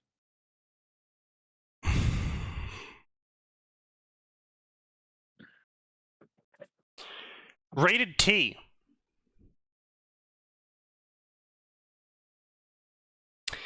Psychophony, also by the same author. Tanya has become a spirit that can move around the city, and soon she meets someone familiar inside her old HQ that has been turned into a museum. What will happen? The person she meets is Victoria. And the Why? violence. Why? The Cold War, V2. A 2024 rewrite of my story. I have currently replaced 45k words and the first 7 chapters. That is the title of the story. I'm sorry, what?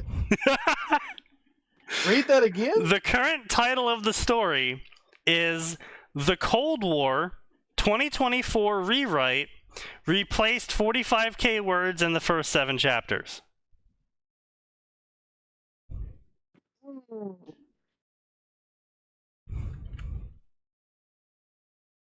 No. Understandable.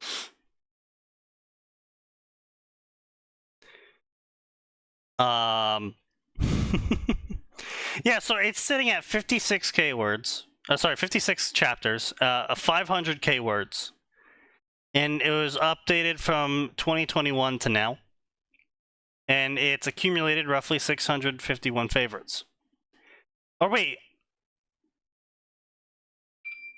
Also, let me know when your commission's open again so I can get you to finish The Outer Heaven. All right. If we sort by favorites... Young Girl's Outer Heaven is only 13 behind it. Sorry, 14 behind it. Bro, this story is literally 10 times the size of Young Girl's Outer Heaven and is only 13 favorites separated. That's I heard someone yelling about Tanya. Is there's- it about the story? Is it about yet another story that Sign won't put out more paid work for? Yes. Oof. Hey, come on, man. We're doing the Tanya section, and Sneaky has paid you to write Tanya, and you have not written Tanya. Come on, you had to see that one coming. I am working through the backlog, okay? Yeah, he's got working like through he's chat. got- He's working through the backlog. Chat. He's working on the backlog, chat. Chat, can you believe this? The backlog of his fucking nuts. Chat is this real? Chat, is this real? There are 6 chapters before I get to the next Outer Heaven chapter, okay? And Yeah. then I've got 2, 4, 5, 6, 7. Yeah, 7 chapters in the hole for that one. Really? People have been paying you for 7 chapters now? You paid for 2. Let me look. I'm pretty sure 2. Yeah, looks Sneaky, like it's 2. quick, He's- assert dominance. Send him more money. I'm sending you $500. Oh Jesus! You're basically paying his alimony at this point. I'm paying his Pay child my support. taxes. Sir, you are being forcefully recruited. Has anyone tried to write a young girl's Operation Paperclip? Oh no. Sort of. What do you mean a young girl's Operation Paperclip? So you know what Operation Paperclip was? I think I remember, but D-Day, wasn't it? No, Operation Paperclip was the U.S.'s plan to smuggle as many German scientists, especially the Nazis, Oh right, yeah. that's right. out of Germany as possible, so they could incorporate them into our space program and our medical programs. We did. A lot. A whole lot of them. Yeah. And it worked really well.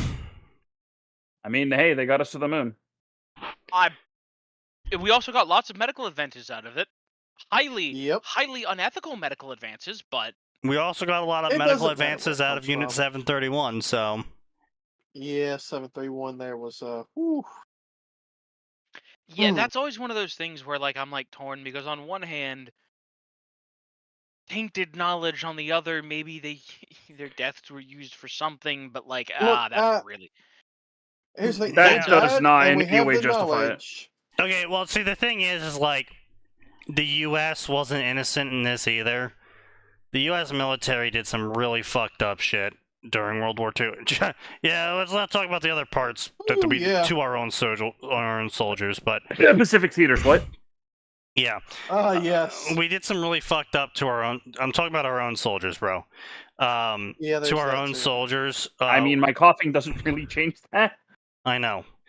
Like, there's the Old Bastards Company, where Oh my god. they made an experimental company for men between 30 and 50. And they're like, well, how effective is this company really going to be? Because, you know, like, it's a bunch of old dudes. Very. Like, Barry! are they really going to be able to beat out the youthful energy of a 20-year-old? Yeah, it turns out that Turns out the apathetic energy of a 40-year-old who wants to get everyone killed so he can go the fuck back home really beats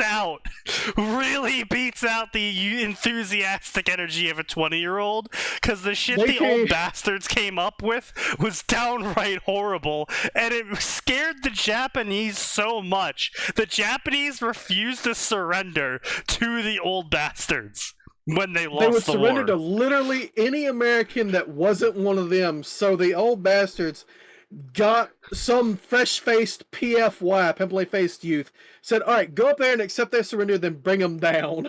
And That was the only thing that worked. and They to be wanted to fair surrender. to the To be fair, Japanese, that was a very common tactic during the Pacific. no. To be fair to the old bastards, they had a 1/10 of the POW taking rate of any other company in the Pacific Theater. Yeah, they because they wasn't didn't take taking no fucking fucking prisoners. prisoners. Yeah, they just didn't take prisoners. Their opinion was, if someone is on the ground, shoot them again. Shoot them twice. Damn. Yeah, which is That would be tested very well in the next war. So So, yeah. Unfortunately, before they went to the Pacific Theater, the old bastards were put through absolutely literal torture by the U.S. government, who, because they didn't think that they needed to be deployed into the military, they were just going to use them to do a bunch of experiments to see how far you could push a soldier before they died. Yeah, they were a testing unit, and they tried to break them. And a few people did die. Oh yeah, they actually lost quite a number of people, just to the testing. And it wasn't like, oh, they tripped and fell and broke their neck during the testing. It's like, no, they starved to death, and also hypothermia. Dehydration. Yeah. In the desert. They died, in the worst ways possible, not because of an accident, but because of something completely intentionally done to them by the U.S. government. Yeah, the U.S. government's kind of shitty. Who knew? So, well, I mean, again, we learned a lot from those tests about what could be done with soldiers in terms of the endurance limits. That's the kind of thing that we shouldn't, the Unit 731 stuff I find to be different because we didn't do it. Yeah. It's one thing for an unaffiliated third party to come in and go, holy shit, you're doing terrible things, break it all up, kill the people responsible if what they've done is heinous enough, and then go, okay, these notes have a lot of interesting and useful material. In order that these people did not suffer for no reason, I'm going to make use of it.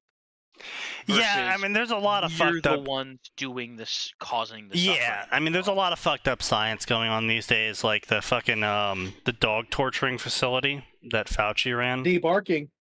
Yeah. Or mass testing on people with How many fleas does it take to kill a puppy? Not to mention all the exploitation of poor neighborhoods, Yeah, so... and there's the CIA releasing drugs. Yeah. Yeah. I would say you also have shit like Elon Musk, yeah. Neuralink is safe. What's that? 85% of the guy's wires have been disconnected already? Yeah. Oh, and then there's Bill Gates and his sterilization vaccines. Yeah. Yeah. That. Yeah. Actually barely better than a Nazi. No, I mean, he's actually pretty much on par with a Nazi because he specifically targeted black and brown people in their own home countries. Oh, okay. Yeah, wow. No, that's And on top of that, he didn't tell them they were taking sterilization drugs or they were testing sterilization drugs and just asking for volunteers and then paying them way above the local rate of livable wage to make people incentivized to do this stupid thing. No, he told them it was Ebola vaccines. Yeah, he told them it was Ebola vaccines and shit. Jesus, Bill. Yeah. How has he not been arrested for war crimes? Oh, because it wasn't done to white people that mattered. No. That has nothing to do with it, believe it or not. It's because the U.S. doesn't subscribe to the ICC. That's fair. That's why, right? We very explicitly looked at the ICC and said, nah, fuck that. We're gonna keep doing war crimes and letting our soldiers mostly get away with it. Fair. Yeah. I mean, also, there's some stats that I'm not allowed to bring up on stream that I'll tell you about afterwards. Yes. Listen. Yeah. Damn, I can't believe Sneaky's head was found split open by accident. Yeah, I actually have some evidence that could lead to Boeing. Even if you ignore the rest of Boeing most statistics, the fact is, the U.S. government has been telling the ICC to kick fucking rocks for a long goddamn time. Again, to be fair, we do have the biggest military, and we're a sovereign fucking country. Nobody else should tell us how to judge our own citizens. Yeah, I mean, but the problem with that is that the whole point of the ICC is to hold other nations accountable for things they do that are bad. Right, but we can't just No, I'm saying I understand. I'm not saying it's good that they're doing this, but I understand what's going on here. It's like if you and everyone else in the apartment block got together to hold everyone else renting in the apartment block accountable, but then you went to the guy in the mansion next door with private security and said, well, you have to follow our rules too. So a homeowners association. I was just about to say the problem there is homeowners association. Yeah, except homeowners association is backed by bigger people with more guns than the guy with private security. Well, all right. So the thing with HOAs is they've tried that before, and it's like if you say you're just a normal citizen with a farm, right? And the HOA has taken over all the shit next door. The HOA can try and has repeatedly tried to take over land belonging to normal people. And in most cases, local government tells them, get fucked, go piss up a rope. Right. But that's what I'm saying, though, is that in cases where the government backs them, the reason why the HOA wins is because the government's backing them. Yeah, that's all usually so in my statements, right, but my statement stands then of if everyone in the apartment block is trying to enforce the apartment rules on the guy with private security in the mansion next door, well, they don't have guns and the guy with the mansion does, so I can understand why the guy with the mansion and guns will just go tell the apartment people to kick rocks, because yes, they can't actually do anything to him if he says no. Like, come and take it at that point. Yeah, so it's the same position the U.S. is in, is that we are literally in a position where we can just tell people to kick rocks, and they just have to go kick rocks. So I can understand why the people in power are doing exactly that. Yeah, and, like, here's the problem. I'm not necessarily a fan. This, you know, I understand why the U.S. is telling people to kick rocks because, oh, we're protecting our soldiers from spurious claims. Okay, but there's a lot of super valid claims that you're protecting them from. Oh, yeah. Not even soldiers, but also private citizens like Mr. Gates. Yeah. And, you know, unfortunately, with the way government works, you're going to have casualties on both sides. The government. Yeah. Okay, sure, but there's a difference between casualties on both sides and fucking Netanyahu. Yeah. I don't think we can talk about that on stream, can we? But we can't talk about that on stream. No, unless we say Free Palestine, then we can only talk about it on stream. But only if we're minority, which none of us are. So we can't. Well, I'm a minority, absolutely a global minority. Only 8% of the global population. I don't think it works like that these days. And what percent of the population, and tell me, Sign, what mystical minority are you a part of for the edification of our... Do not. I will mute both of you. I can't. Oh, good. You learned to stop talking. No, I just threatened to mute both of you. Well, that helps him stop talking. You know what? There's one joke I gotta make. He learned to stop talking. That puts him in a true minority of mankind. Ah, yes. Sign is disabled. He can only write less than 5 words a day. Sign, I can't believe you would waste one of your 5 words per day on oof. My other 5 were one of my other 5 words is segs. Oh, I mean, yeah, I figured as much. Yeah. This is not an Essex thread. You will not post that here. Yeah. No posting. No posting of Essex here. This is not allowed. But yeah, I think it's actually wild if you. I mean, yeah, we were just talking about this. You see, Jacob K, the Lord of Land and Fire, and Gremlin Jack, the 3 top stories. I want them dethroned. They have polluted this section too long. Like, I'm looking at it. Outer Heaven is not actually that far from the top. It wouldn't take much. Is not that. If it grows at the same rate that it's currently growing, we'd be at 18 chapters and we would be in position 4.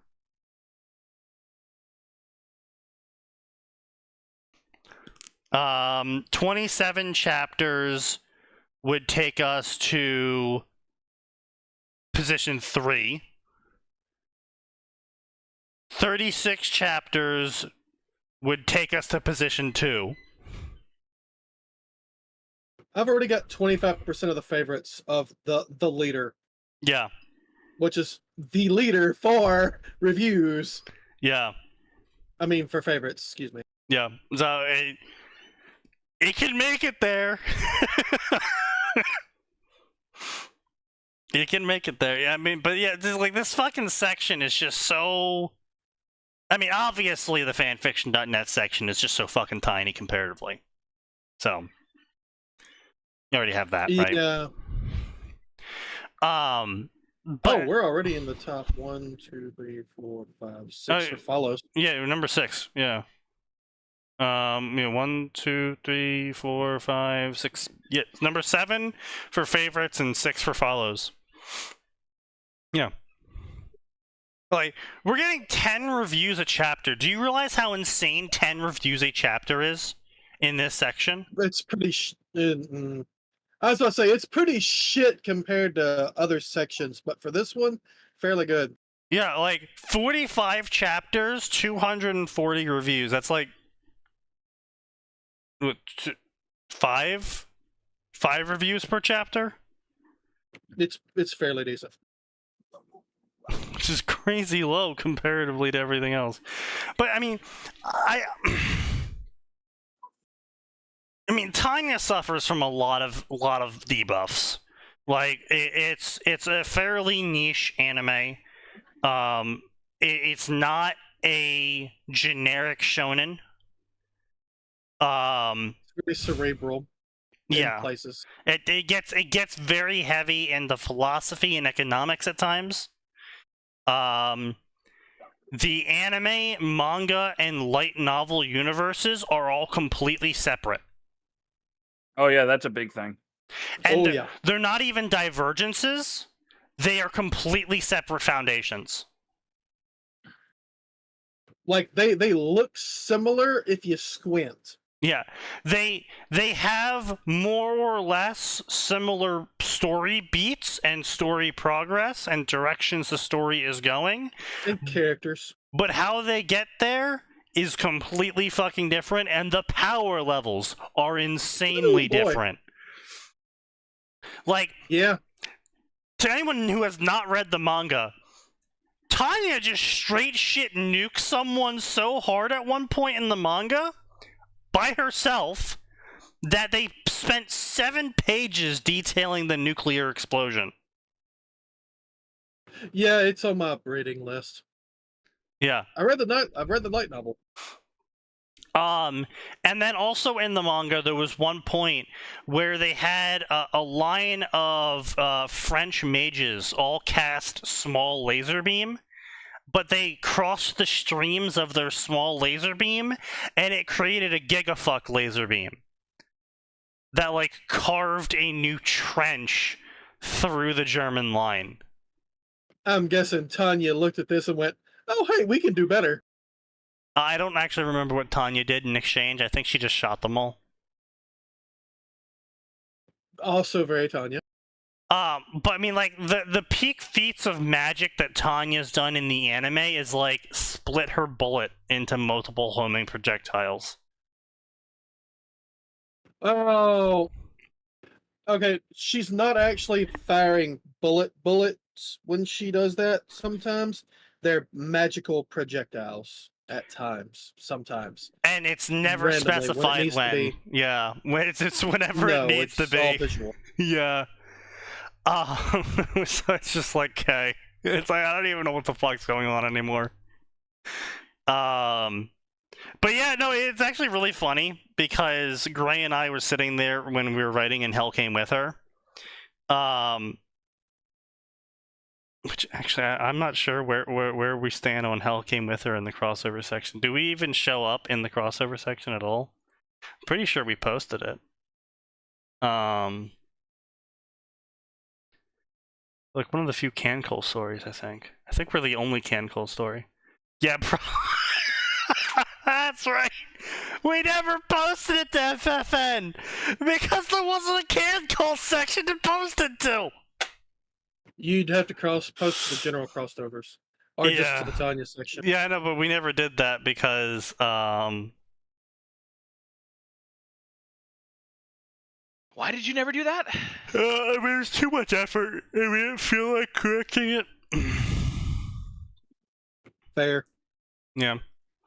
But yeah, we were talking about like, oh yeah, so we're gonna just basically have a computer set up where it was gonna be the classical supercomputer of the ye olden days, where they just had a bunch of fucking different computers all running in parallel to each other. Then we just did that with the mage cores instead. And then we were like, oh, like the actual shit that the mage spells already can do canonically is ludicrous. Like automatic target tracking and range finding. Oh yeah. And fire control. It's pretty ridiculous. And bullet amplification. How do you amplify a bullet? I'll show you. And so, Biggin bullet, which we fairly balanced out with, yeah, it's a lot of really cool and wild shit she could do as a battleship with this magic.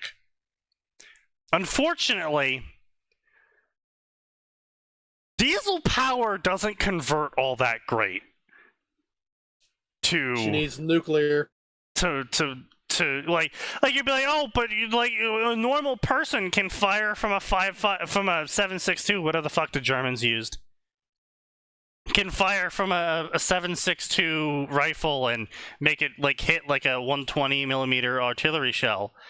It's like, yeah, but do you realize that a 630 millimeter battleship cannon fires literal cars at people already?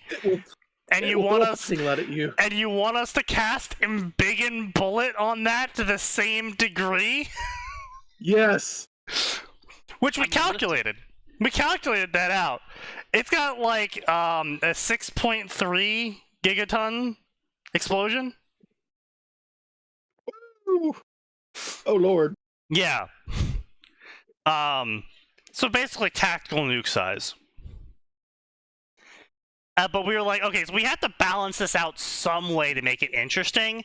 And we were like, okay, it's just going to take a lot of fucking power. Because, you know, between the inefficiencies of transferring electricity and turning it into magic power, and the fact that she runs on diesel, not nuclear, and that she's only got so much fuel, we can make this work. We can make it interesting. We can make Tanya win through creativity, not because she's One Punch Man. But winning through superior firepower is fun. Oh, she's gonna be doing that multiple times. Like, we're actually in the 2 chapters Gray's already written, and I have to go look over still. We're gonna be not cratering. What's the term? For one-shotting a ship.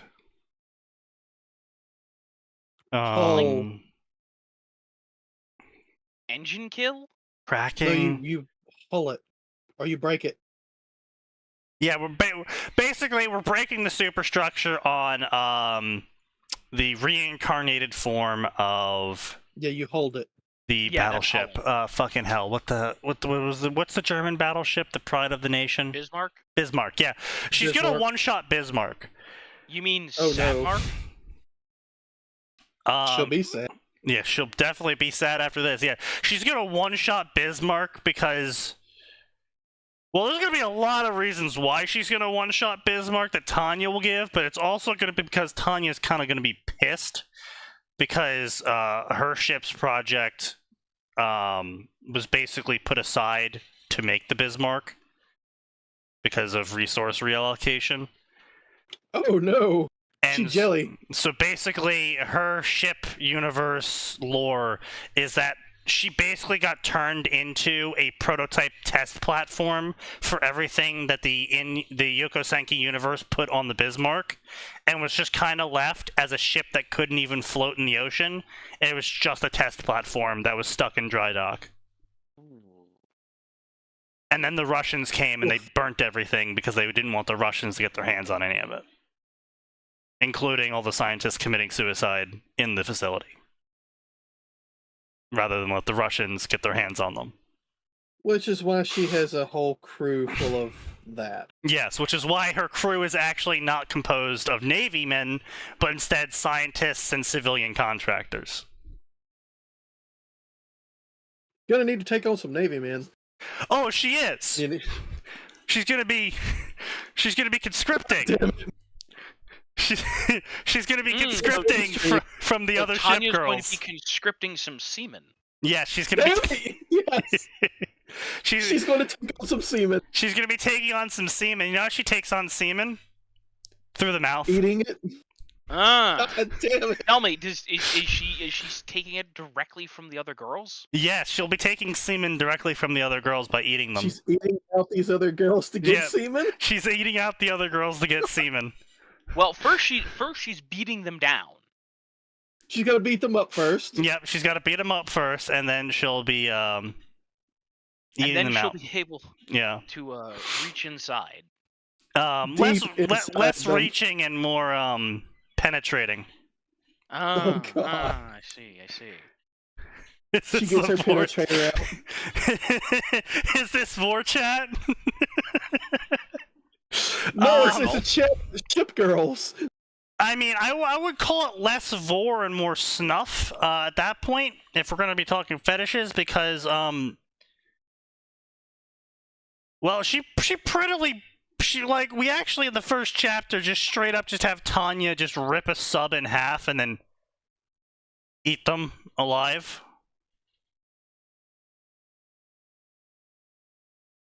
Yeah. It's gonna you be. have to remember that these are people. It's gonna be a very well, no, the sub is a sub. It's a fucking it's an abyssal sub. So it's just a clone, mass produced. Grudge. Oh, okay. Yeah. You know, here, listen. Ripping a sub in half. I was getting a different impression from our whole story there. Yeah. She rips the sub in half and then eats them out. It's okay. She was a sub. She wasn't a dom. Yeah. Hey, listen. I don't want to know what the heck you're doing with a Gundam crossover with a dom in there, but boy, that'd be weird. But yeah, no. Yeah. So basically, she's able to. She does have the summoning ritual. We did canonize that to summon more crew members, but she just keeps getting more scientists and engineers. And eventually, her next summon is gonna be the 203rd. The 203rd, 223, 203rd, 238, right? No, 203rd. 203rd. Okay, yeah. Up next is gonna be the 203rd. She's gonna summon, and they're gonna serve as her aviation wing. Based. Neat. So yes, she will in fact have a fairy Visha playing the part of shoulder angel. Now, no. Okay, that's adorable. What I was going to say devil. was... No, because she'll also be summoning Mary. Ah. Because I don't know if you ever read it, or I don't know if that was before your time of reading that section, or if you passed over it because of Cancol. But basically we had it so, Being X had this whole heart-to-heart with Tanya, and Tanya said, eat shit and die, bitch. And so Being X was like, actually, you know what? I'm a god. I don't have to deal with you. I don't have to deal with this. Fuck you. Die in a fire of the hell you're making. And then it just chucks her. No, I remember the story. Yeah, chucks her into the abyss. And the abyss responds by being like, hey, thanks for making that nice little hole there. We're going to gobble up as many souls as possible before the hole closes. And basically everyone connected with Tanya that died will be pulled through. So Mary's father, a bunch of French and British mages. Hey, Major Anton! The 203rd. Yeah, they'll all be summoned as mage wings, dependent on Tanya to live. And they'll also be fully cognizant of the fact that their god was the one that threw them down here with her to suffer. Well. Also, you know what? I just had a really... Has anyone done Tanya and Gundam? Because you could have some fun with that. Has anyone done Tanya and Gundam? I haven't heard of it yet. Like, listen. You could definitely make that work. Game of Thrones, one story. Game X Overs, one story. Ghostbusters, one story. And 6 Gate stories.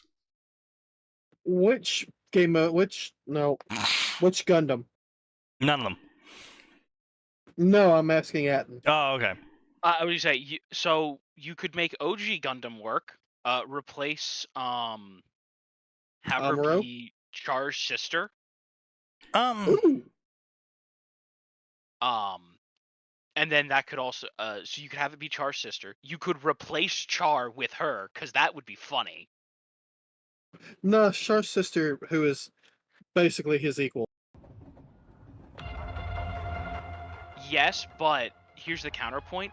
If you replace Yo, what the fuck? Char with Tanya, then you can have the whole our Char and Amuro flirting thing be way funnier. Oh no. Wait. No fucking way. What? What? God damn it! These fucking people. I would say, also the other option is you could do Seed, because Seed is just a bad version of regular Gundam. I slapped it in gaming. They Minecraft modder created a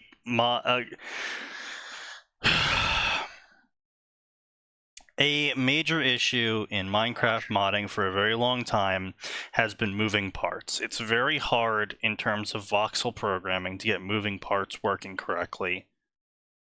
And the Minecraft Create guys figured out how to do it.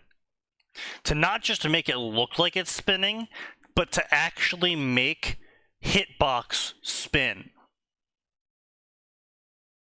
Okay. And they've gotten more and more insane as time has gone on. And now people are looking at their programming and figuring out how to make it more insane. Like this individual just added railroad cannons. Or railroad artillery. Oh no. Yes. Glorious.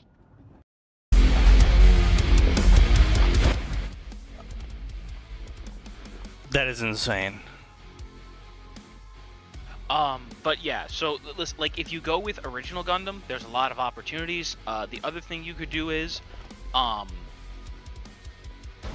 other one I would actually suggest is, believe it or not, Gundam Double Zero, and replace Setsuna with Tanya. Mm-hmm. I Am a Gundam's gonna be way different, ladies and gentlemen.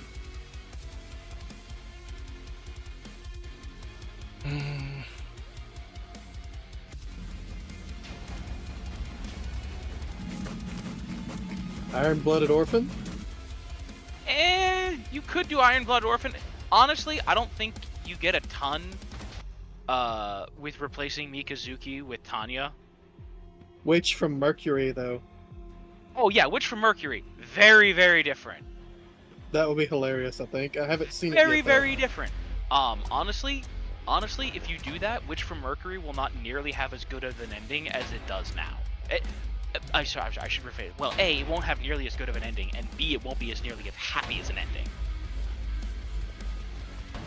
A happy ending with Tanya involved?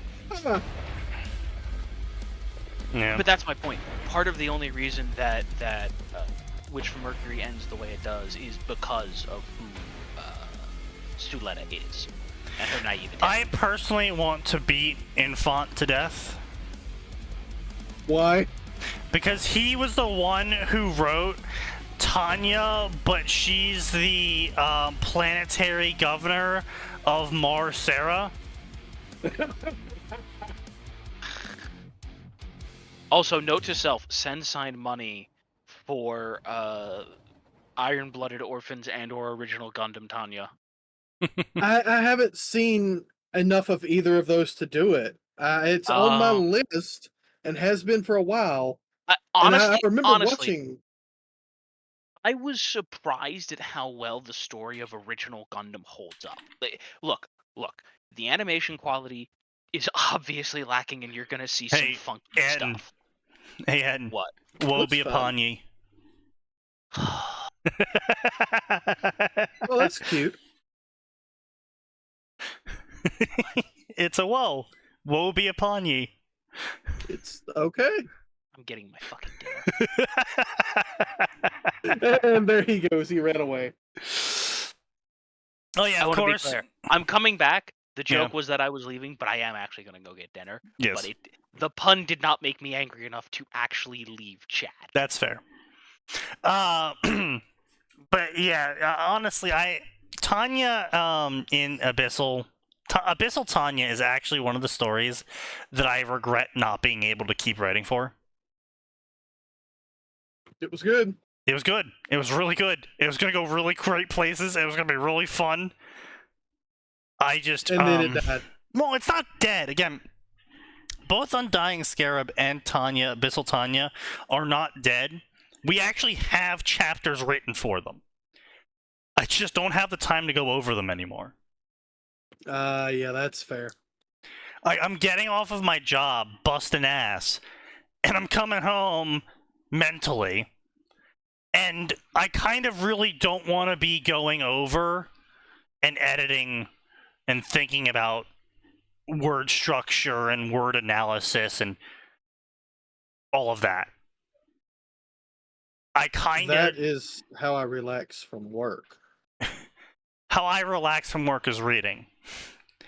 Also fair. Yeah, I've said this before. I don't relax from writing. Writing to me is something I have to put time and energy into. I'm sure. I mean, even gaming, right? Even gaming, even though I do a lot of it, it's one of those things I have to put a lot of time and energy into. There's very few games where I can just turn my brain off. And if you look at my game stats of what games I play, discarding Dota, and that you cannot use that against me. Discarding Dota, all of my top played games are games that I'm capable of setting up the dominoes of and knocking it over and then starting to read a new book. And just the game is just going in the background. You know, Stellaris, RimWorld, fucking Mountain Blade to an extent. There's like, I play a lot of games where I can get to a point in the game where I can just let it run. And I do that a lot. Because I want to read, not play games.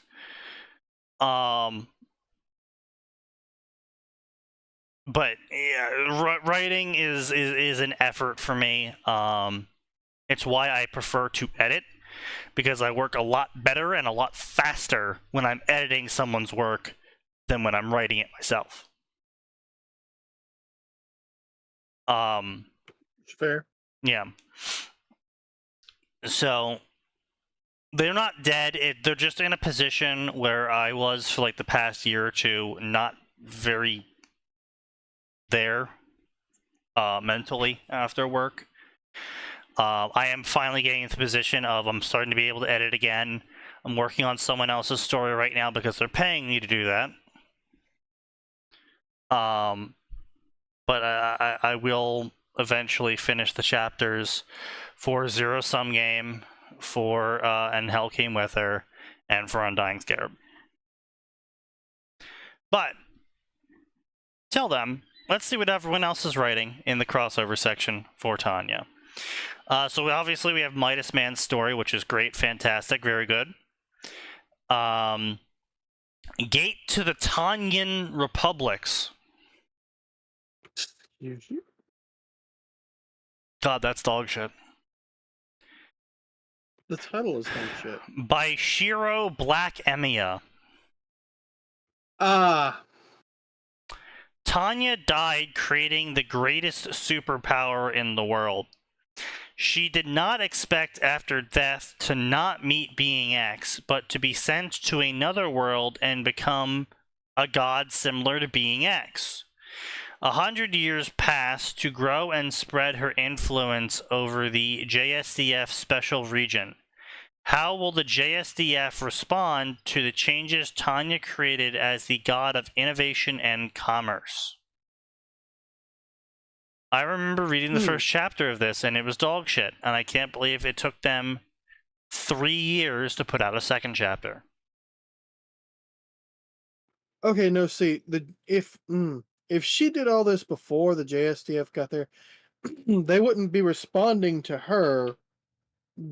They would just be doing their own thing. They would just be responding, yes. Yeah, because responding to her implies she came in and changed something that they were aware of. This is just the natural state of the world as they know it when they go in, so wording is shit. God fucking damn it, Infant. He actually did it. He actually went and fucking did it. You mean the Ruby one? Yeah. I keep meaning to read it. It's on my list. It literally just came out 20 days ago. What do you mean you keep meaning to read it? I've meant to read it since he posted the first chapter. It's open in a tab, waiting for me to read it. I haven't had time. Bro, I have some fucking tabs I have had open since 2019. Maybe you should clean that out. Eat shit. I mean, I've got tabs open from that long, but they're all ex-hentai tabs, so... Oh, of course, I'm sure, yeah. Frozen Time Mastermind, an illegitimate child possessing Schnee blood in a soul-formed remnant, slips through the cracks and down into the criminal underworld where he is made to thrive. With his gamer system feeding his expertise in time manipulation glyphs, he could authoritatively say that this was not a time for peace, meekness, or morals. Yes, truly no time at all. I mean, fair enough. I got tabs from 2013. I think 1 or 2 are fics. Bro, I hate to break this to you. I think those fics are dead. Most likely. I think you can safely close those tabs. I don't think that you need to read them anymore. If you haven't read them in that long, it wasn't that interesting. To be fair, though, I have archived these tabs at this point. I have archived emails in my email that are from 2011 of story updates that I just never got around to reading because whatever made me interested in reading the story in the first place, their update rate was so abysmal that by the time they finally updated again, I wasn't interested in their story anymore. Oof. And this that's fair. And this is why I fucking harp on a lot of people who have a lot of stories, or their update rate is slow, and I tell them, don't fucking post until you're ready to update. Or, if you are going to be posting, post big fuck-off chapters so people can just enjoy the chapter. Your definition of a big fuck-off chapter is going to vary from person to person. Sure. 15K and above. Fuck no. That's way too big. That is ginormous. That is break it up into smaller chapters. If you're posting once a month, or worse, 15K minimum. If you're posting once a month, you need to, as 15K, you need to break that down into 3 times a month at 5K. Oh, absolutely. But, you know, sometimes people just aren't capable of doing that either. It took some skill to learn how to get to the 5K mark and break it off at a place where it actually makes sense to and doesn't disrupt the flow. See, like it took some practice. When we write Undying Scarab, I make markers for events. I don't make markers for word count. The words continue until the event is achieved. Which is fair, yeah. I tried that, and then I was getting 20, 30K chapters, and it's like, no. Yeah, we were getting 45K chapters. This is when you break it up to 5K chapters. We broke it in half into mere 20K chapters. Mere 20K chapters. Yes. But like I said, if you're not gonna post often, post big. And if you can post often, do it instead. If you could post big, you could instead post often. Not always true. Sometimes people have one day out of the month to work on something, and that one day is when they can get 15K words out. And that's true, sure, I get that. But you take that 15K words, then you break it up into 35K words. If it can be broken up, of course. Oh yeah, if possible, do both. But when I try to impart this knowledge onto the hypothetical future author that will somehow stumble upon this shadow banned podcast, Right. Thoughts on posting chapters of an arc often and consistently, but taking breaks between the arcs? I have no problem with that, because effectively, like Undying Scarab is in. That's why I write Undying Scarab with events in mind and not word count in mind, because with Undying Scarab we've been able to get 2 arcs out, and it felt like a full fucking book has passed, because like 2 books have effectively passed with 2 arcs, and now we're going to build up enough word count to get the 3rd arc out, which will buy us enough time to eventually write the 4th arc.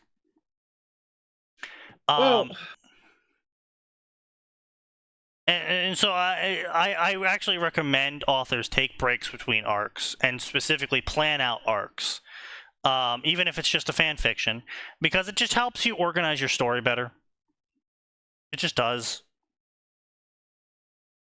Organize your story. The reason why books got organized into an average about 90K words for a fantasy story, fiction story, is that that's roughly the amount of time you need to transmit the details of the story to your reader base and have them remember it.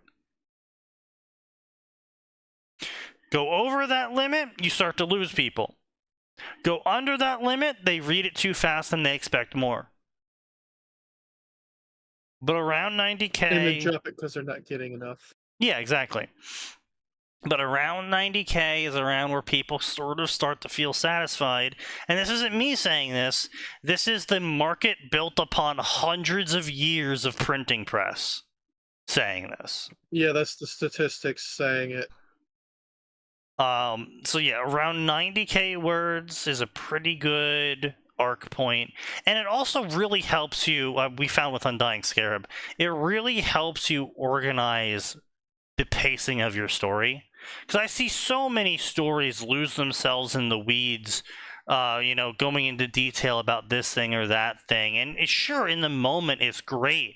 But if you're an author who only updates once a month, and even if you're updating with big chapters once a month, that's 12 chapters a year. And if by the end of that year, you haven't finished the arc yet, your story is dragging on. And I've actually dropped several stories that I enjoyed because they just dragged on and dragged on and dragged on and just kept going and going and going. And you're like, when is the fucking plot gonna happen? Yeah. You end up like Lee in his MHA story, Lucifer.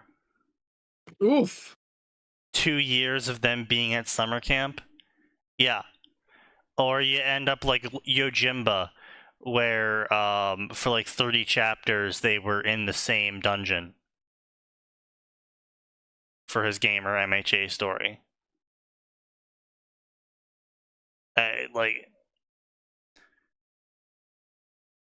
I remember reading a Bleach DxD story that tried to give Ichigo gamer powers. Yuck. Yeah. But it took him 8 chapters to loot the boss room. Excuse fucking you? Yeah. Each chapter was about 1.5k words long. and it took him 8 chapters to loot the boss room. Why? I don't know, but the reason why I remember that story specifically is because I left a review saying, why did it take 8 chapters to loot the boss room? And you're really going to sit here and ask me to pay per chapter on your Patreon? Ugh. Yeah, he's dragging it out. I mean, he had like 0 fucking patrons. Like, this isn't like a guy, this isn't like Parcassius, right? Okay. Like, this dude had like 2 patrons. And I was like, you're really gonna try and charge me? You're gonna sit here and write 8 chapters of looting a fucking room, and at the end of those 8 chapters, you're gonna advertise your Patreon to me, where you charge per chapter? That's like the worst advertisement in existence. Like, you went onto those fucking TV commercials and you're like, here's my new product, here's me shitting on it, buy my product, and it's like, what the fuck? Why? No, why would I do that? You're saying you don't want 8 more chapters paid for individually of looting another dungeon? No, not looting another dungeon. It took him 16 chapters to get through the fucking dungeon. Oh, even better. And then 8 chapters of just looting the fucking boss room. It was so fucking bad. It was such a dog shit story. The author got so pissed at me for it, too. He popped off on me. But, it was so fucking bad. But yeah, no, I'm definitely gonna be reading Infants. I'll definitely fucking read that, yeah. It's on the list. It's on the list. Alright, yeah. I think he actually ended up closing his Patreon down because everyone else started the shit on him for it as well. Telling him that his chapters were too short. And on top of that, he was updating like once a week. With like a 1K word chapter. Ugh. Yeah. And then there's these people out there that update like every single day with a 1K word chapter, and I'm like, Jesus fucking Christ, just stop posting for 4 days and update once a week with a 5K word chapter. Good morning, America. Hello. It just gets so fucking like infuriating when these people post these small tiny ass chapters of like, the character opened the door, end of chapter. Fuck you. It's just like, oh my god, are you fucking kidding me? Just Next chapter, will he step through the door? Yeah, right. In the next chapter, he steps through the door. Next, end of chapter. Next chapter, he says hi. Next chapter.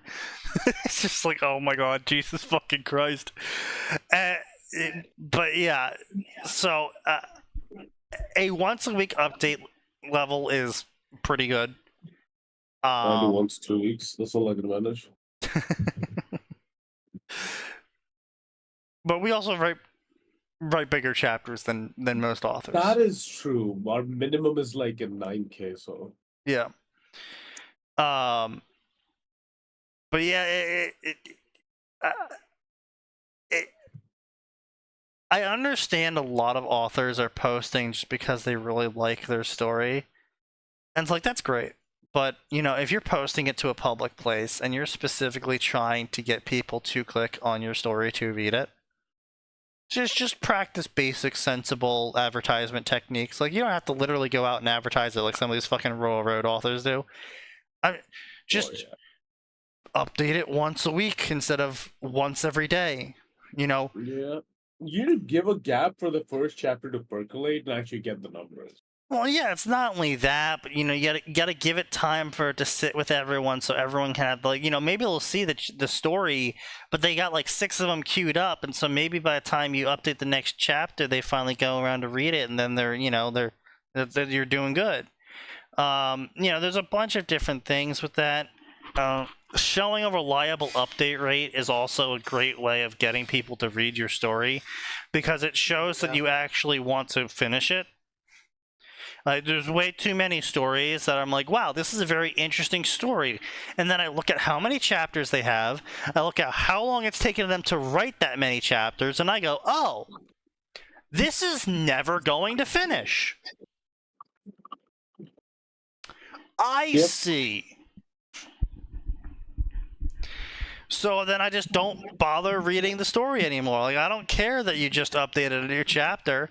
I'm gonna have to wait until, like, I'm 37 for you to get past the Chunin arc. Bruh.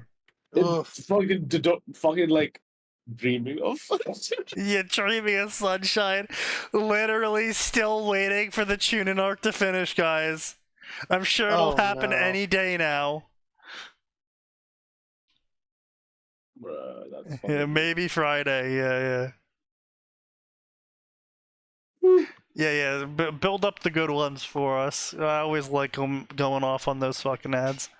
There's also like okay, I can get like slow updates and shit like that, like, but if you do a slow update, you better have like a fucking 50k word chapter. Like, that is literally what I said. Like that's like you're writing a book. You're writing a short story at that point. You're fucking like. If you're updating like twice a year, you might as well just be writing a short story. You're a novelist at that point, yeah. Yeah. Don't be like Do Me Wrong and then update once per year. With Do Me Wrong, I just feel like he's given up. He finally was like, oh shit. Oh, he has? I'm pretty sure he has, because like at this point nothing can even like slightly pose a fucking issue to Ichigo, right? Yeah, he kind of did fuck himself over on that one a little bit. Yeah. It's always great when an author drops a 70k chapter. Yeah, I mean, honestly, it is, right? I think the only stipulation I have for an author dropping a 70k chapter is that the 70k chapter isn't a bunch of fucking waffling. Yeah, it should be a legible chapter that actually has some sort of progression. Yeah, there's got to be some fucking progression going on in there. I will go ahead and speak to personal experience on this. Yeah. Do not drop a chapter over 30k. If you're looking at a 70k chapter, break that fucker up, because it's got to have time to breathe between issues. That's true. Between chapters, yeah. And draw more attention to it. Yeah. You won't, like, I found 5k is actually the perfect number for that. And then once or twice a week is about the perfect update rate to give it time for people to comment, then for the comments to settle down, for it to leave the front page, then update it again at the end of the week and turn around and, oh, hey, look, it's back, here we go. Or like with Zuko, once a week. Right. 5k just feels a bit too short for me, even when I'm reading, right? No, like the 7 to 10k is like that's ultimate. I mean, spot, 5k is fine. I mean, it definitely does limit you on the level of deviation you can do before you get to the point of the chapter. Yeah, 7 to 8k gives you like the chunky feeling, like, you know, like you open it on like the app and like the fucking scroll bar is like a tiny little dot, but like it's like there's like a different feeling that comes out of those chapters. The problem with that is how much you're also putting in on other things during the week and how much time that's why like I don't update. I mean, I don't know how often you update. I don't really read your stuff that 3 times a week, 5k each. Brother, okay, no, that's a bit too much. I mean, even at my fastest, I was uploading like. Don't worry, it's mostly ignorable porn. Yes, he does do that. Like, he can literally like write a chunk of like 2k worth of porn and just be like, hey, Chat GPT, write a 2k word segment of a character X and don't tell me I have been tempted to get involved with AI just honestly, for certain projects. Honestly, okay, if you want to write porn, right, AI is the best bet because it will write porn no matter what you do, right? When I'm doing my fucking shit, I'll specifically put there's like a specific part of it that's called like memory, which is it's not lore, it's the thing that it's the one part of memory that it always keeps loading. It's on the right side. It's literally does the AI will better remember info placed here, right? And there's an instruct mode, right? So you can write in memory that I want porn between these two characters, go to instruct mode and be like, this is what the porn should be like, and then just press generate 20 times. Well, you get your porn piece. And the thing is, right, because of how much porn there Bro, is the people on the that fucking internet, absorb porn, they are just the literal lowest brow IQ people ever. like the thing is, right, I have with no porn, problems writing porn. science. The thing with AI and porn is, right, even if you don't want to go into porn, right, I can go. I'm writing a normal story. It'll create porn automatically. It'll just Oh, veer off absolutely. into porn. No, So see, there's so my many thing times I've is, had to course correct my AI because I'm like, oh wait, I want to write a nice little piece between like these two characters. They're currently French kissing. Thanks. well, all right, so there's a massive untapped audience with very deep pockets who I would never want to actually write any content for. But if I could do The some furries, I see. AI-generated shit and just throw it at them for money, I might would do it. Honestly, let's do like an experiment, right? You take their money, I'll AI write the chapter for it, and you send it to them. See how it works out. Fuck? If it works out, you can do what every white person does: outsource to the Indians. It can't be under my name, though. I cannot be attached to that. No, You just sit and edit it or something at the end, and then you'd be like, No, "Yeah, I I did couldn't my even work." edit it. Like, I would not want to touch it. I just run it straight through ChatGPT. Here Okay, you you create like another one, right? Like you create like a second account called Cosine or something. I don't fucking know. It'd be fun as fuck. Think about it. Money, money, money. Like I said, I am tempted because apparently saying, 10 cents a word is, Excessive. yeah, that's yeah. outside of the ballpark for these people. Well, 10 cents a word is actually really fucking excessive. That's a lot, yeah. Not for this particular crowd. Well, okay, no, not for that particular crowd. No, not for the furry crowd. No, you're not wrong. They're mostly in the IT section, so yes. Yeah. Yeah, exactly. The furry, exactly. Yes, that meme right there. Suspiciously wealthy furries. Yeah, like this friend of mine, she does art and she's like literally teetering on the edge where she's like, I could quadruple my income if I just start drawing for furries. But I'm selling away my soul. And I'm like, no, that is the quandary. You should. Here we go. I got a great author name for this project of ours. Oh no! Suspiciously poor author.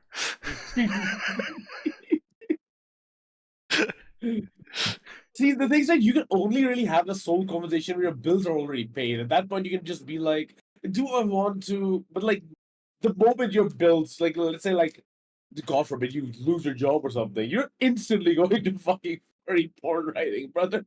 Yeah. Jacking up the game. No. I might do some clever shit where it's like, okay, I'll write out some normal stuff, then I'll turn around and use clever find and replace shit to add the furry modifiers to the speech. Not look at it all and just ship it to them. Here you go. The furry modifiers. Yes, it started as something normal, and then I added like phrases like "hit." No, I don't even want to say it. Yeah, say them aloud, son. Say the line. No. Say the line, sign. Yes, that is exactly what I was going to say. Muzzle. Muzzles your bulgy wolgy. Oh, what's this? Not. Please not me, Daddy. I'll be honest. I'll give you an idea, right? Like, so the novel guy, the one I use. Please don't. Clip it! Don't. Clip it! Mods, clip this man! Yeah. So, just to give you an idea about like how fucking rowdy these furries are. So, the thing is, so novel AI has like a list of features that they have to implement, right? Right. Yeah. But the biggest priority feature they had to implement was porn. The fucking furry diffusion. Yeah, makes sense. Excuse you? Yeah. Makes sense. I mean, They had to again, implement. suspiciously wealthy furries are definitely funding novel AI. I mean, they're probably the people who like buy the most. So yeah. Get an AI art to make realistic AI photos of gender bending. Sell it to. You can't repeat that. No, I can't say the rest of that one. But I thought we were going in Honestly, places. no, man. That's more than they deserve. So Well, no. What we need to do is we need to get a programmer in on this mix. So we need a programmer to network several Ping AIs Zexies. together, right? Ping Zexies right now. Let's get Zexies on this. Yeah. I thought he had died or something, but then recently added me on Steam, and I'm like, oh, how the fuck did he still find me? alive. Yeah, he's still alive somehow. But no, what we need to do is we need to get a programmer to network a chatbot AI to intake commissions and convert the really badly spelt dogshit commission into something that's understandable for the novel AI to write a story about it, and then a diffusion AI to make art for it, and then send it back to the commissioner. For hundreds of dollars per commission, Exactly, yes. Yeah. Because these are all tech people. They're making good money. They can afford to do that. Exactly. Shit, I'll do the beta reading for it. I get a quarter of the profit. I'll take a quarter of the profit. I'm off the telling top. you, you become like you're currently fucking sign. You make a chapter called cosign and first Make sign. make These an are author your called accounts, Cosign. Cosign and first sign, right? These are now your two. These are your two fucking alt accounts. Cosign and first sign. That is suspiciously close. So that's gonna be a no. Somebody might just maybe put 2 and 2 together and figure that out. Just make like cosine and make tangent. Done. Tangent. Look, I've already deviated on that theme once. I don't want to do it again. I've always been wanting to start a business under the title Chaos Script. Why not? Chaos control. I don't know, man. I've just been happy since I've changed my name on that fucking website. Yeah. Finally stopped getting fucking PMs about only fix. Literal sign enters chat. Oh no.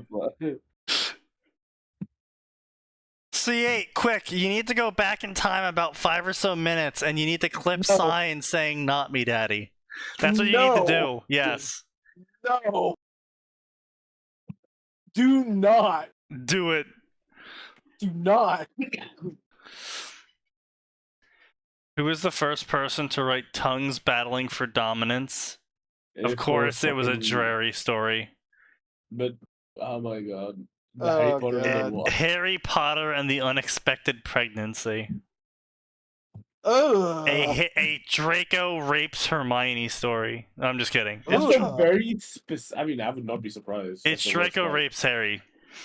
I just don't read Harry Potter fanfics ever. You're not really missing anything, to be honest.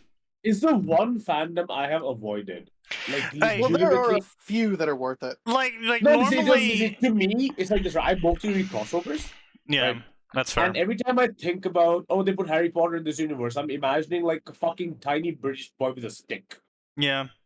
What's he doing in DxD? What's he fucking doing in Naruto? That's fair. You know what he's doing in DxD. Oh no, you know what everybody's doing in DxD, but like, what's he doing in Naruto? Yeah. What's he fucking like? He is the ultimate OC replacement. He really is. Yes. I do recommend, however, the Little Vila That Could and Violence Inherent in the System. Violence Inherent in the System is a Sailor Moon Ranma Harry Potter crossover.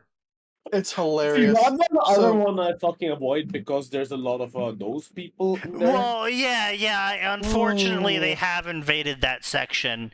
Unfortunately, yeah. I do write for the Ranma section, and yes, there's a lot of them. Unfortunately, yeah. I avoid that though. Yeah. Dodging prison, stealing witches is also good if you just straight. Yeah, it's Harry true. Potter. Yeah, invaded. Yeah, no, they definitely invaded. But they always been there. I feel they grew into it. No, man, no. I was there for a long time, and Sign was there for longer than me. I've been there for a long I feel like they might have like the fucking fandom might have influenced a few of them, to be honest. I mean, it's entirely possible, but it absolutely did. It's like the snake that devours its fucking tail. Yeah. Yes. I mean, that's fair. Masonic fandom, totally spies. That I mean, there's definitely a fucking list Sonic. Don't even get me started, dude. Yeah, like, so no, Figure 14, I've met a lot of those people, and almost all of them are fucking Sonic fans. There's something to be said about mental like instability. Dodging prisons, dodging prisons, stealing witches. It's pretty good. It basically, dodging pigeons. Dodging pigeons. Yeah, dodging prisons, pigeons. stealing witches is actually pretty good. It's basically the Harry Potter equivalent of Two-Step Goodbye, in that it takes on every single trope that other authors try to do and either deconstructs it or makes fun of it. Just. It doesn't even bother deconstructing it; just flat out makes fun of it. I know that there's like fan fiction for the V movie, and honestly, the hell is Two-Step Goodbye? Fuck you! What the hell is Two-Step Goodbye? Fuck you, Killian. Never heard of that one. Who wrote that? Yeah, I don't know. Can't be me. What about that one really interesting Ruby story? Right. Surely it's not been copied and pasted by many other failed authors. A dozen times. Jesus Christ. Yeah, no. Go read his story. And we actually are going to start updating Two-Step Goodbye again. We wanted to like see the thing. Last 2 weekends, our times have not really. No. See, Two-Step Goodbye is a little bit different than the stories I'm writing with Gray. Two-Step Goodbye is where I get drunk and I tell him what great ideas should be put into the story, and then he does it. See, the thing is, I would feel that we would not had made progress, but we already done the ideation for the next whole arc. So at this point, all I have to do is expand the bullet points. Yeah. And then, like, fucking Sneaky being like, what if we had... Just fucking get slammed. What if we do this? Honestly, like, the thing is, we've never actually, like, that's, like, the best method we found. Because, like, we can ideate when sober, then he gets drunk, I start writing, and then he goes like, no, wait, add this here. Yeah. It's fucking key, though. How came? Yeah, I'm fine. Yeah, I'll bring up all of my stories that I'm involved in.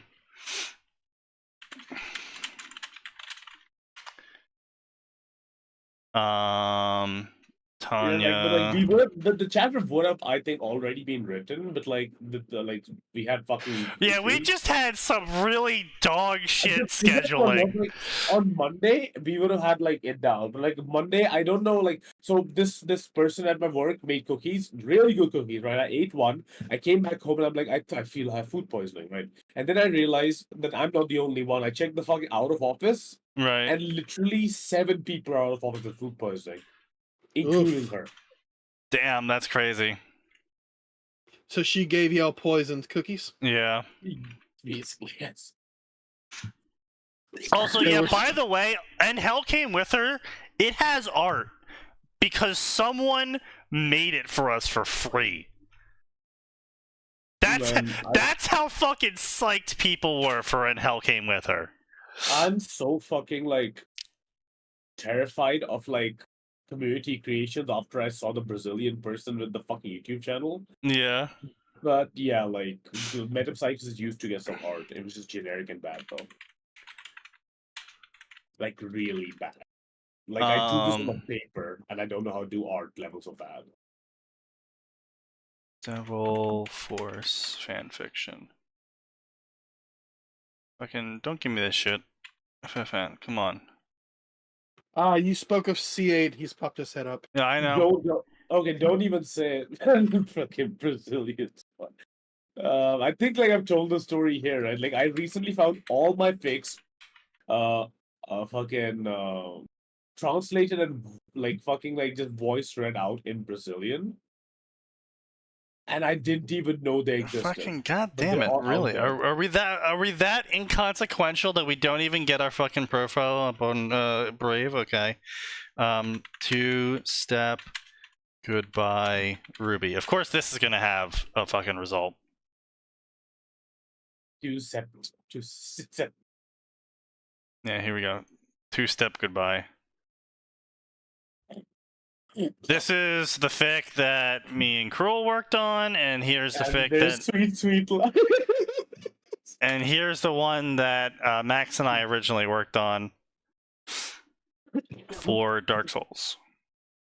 I still feel Smart George Charity School the best thing you've ever written, but It really is. It is definitely one of the best fics it's I've something ever you written. put time into. Like, It it feels like a labor of love. Like Two-Step Goodbye was a shit fic, right? Like Oh, all the other absolutely, shit, 100%. like, all the shit I've written with you has always been shit fic. Which is fine. I don't care. And here's if you kind of want to lose brain cells, here's Atin and Max's fic. If you really want to lose brain cells, here's sweet That is a line. glowing recommendation there. And if you really want to lose brain cells, here's Sweet Lies. Sweet Lies was one of the few times both of us were drunk. Bro, we got beyond hammered that day. Both of us did. Holy shit. The AN and TSG will hide us forever.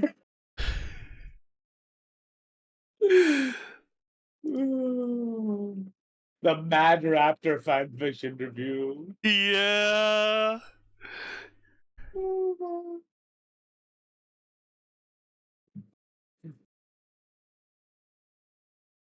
Why is there a horse on a tin roof? Because the rest of the ground disappeared.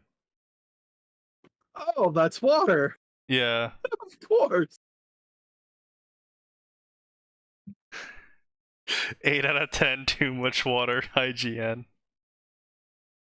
Risk of Rain fans be like, maybe. A truly Risk of Rain moment. It is one of the Risk of Rain moments of all time. As a Risk of Rain fans be like, Man, maybe. I would love some rain like that here. That would be great. I live on a hill, so I wouldn't have to deal with that shit. Yeah. I Until got your everything hill, I need right here. until your hill collapses. Until the landslide began. And New Orleans refloods. This New just Orleans in. flooding again would be Beloved the best question thing to mark happen. author. Real lolly sign found dead because it rained too much. Yeah. Lies. I have boats. I'd be fine. My brother Like, just brings out the The most wild thing about the fact that we were both hammered when writing this It's coherent. it's super coherent and actually a really greatly paced narrative. Like, it's actually really well done.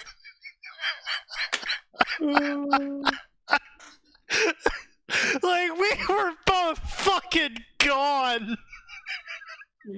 It's not a big chapter. That's like the biggest indication because at some point we're like, I just posted.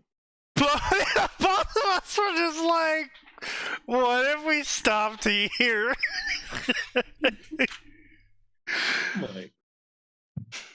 Heaven's Edge. That's right. The original name of the fucking story. We forgot it was originally called Ruby Heaven's Edge. We didn't even like this did not take us long to write. Like it was done in like an hour max. Yeah, maybe, in right? the span of an hour, we wrote 3K words and forgot the fucking title of the story. Oh, you were drunk. We Oh were no, like gone. we were not just drunk, we were getting more drunk as we wrote this. Yeah, we just kept going while we were writing this. I remember the part I was just like, hot towered.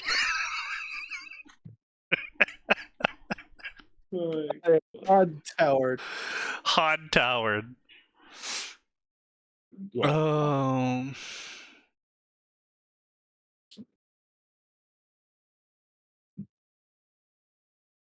Fucking like Adam's entire presence was just a gag that motherfucking guy the entire Get it? Adam's entire presence was a gag?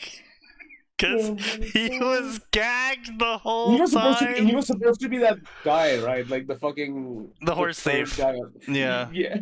No, he's not the horse thief. He was the horse thief got like the graphical glitch. Adam was the fucking storm. Yeah, he was the Stormcloak. Yeah, he was the King Ulfric or whatever. Yeah.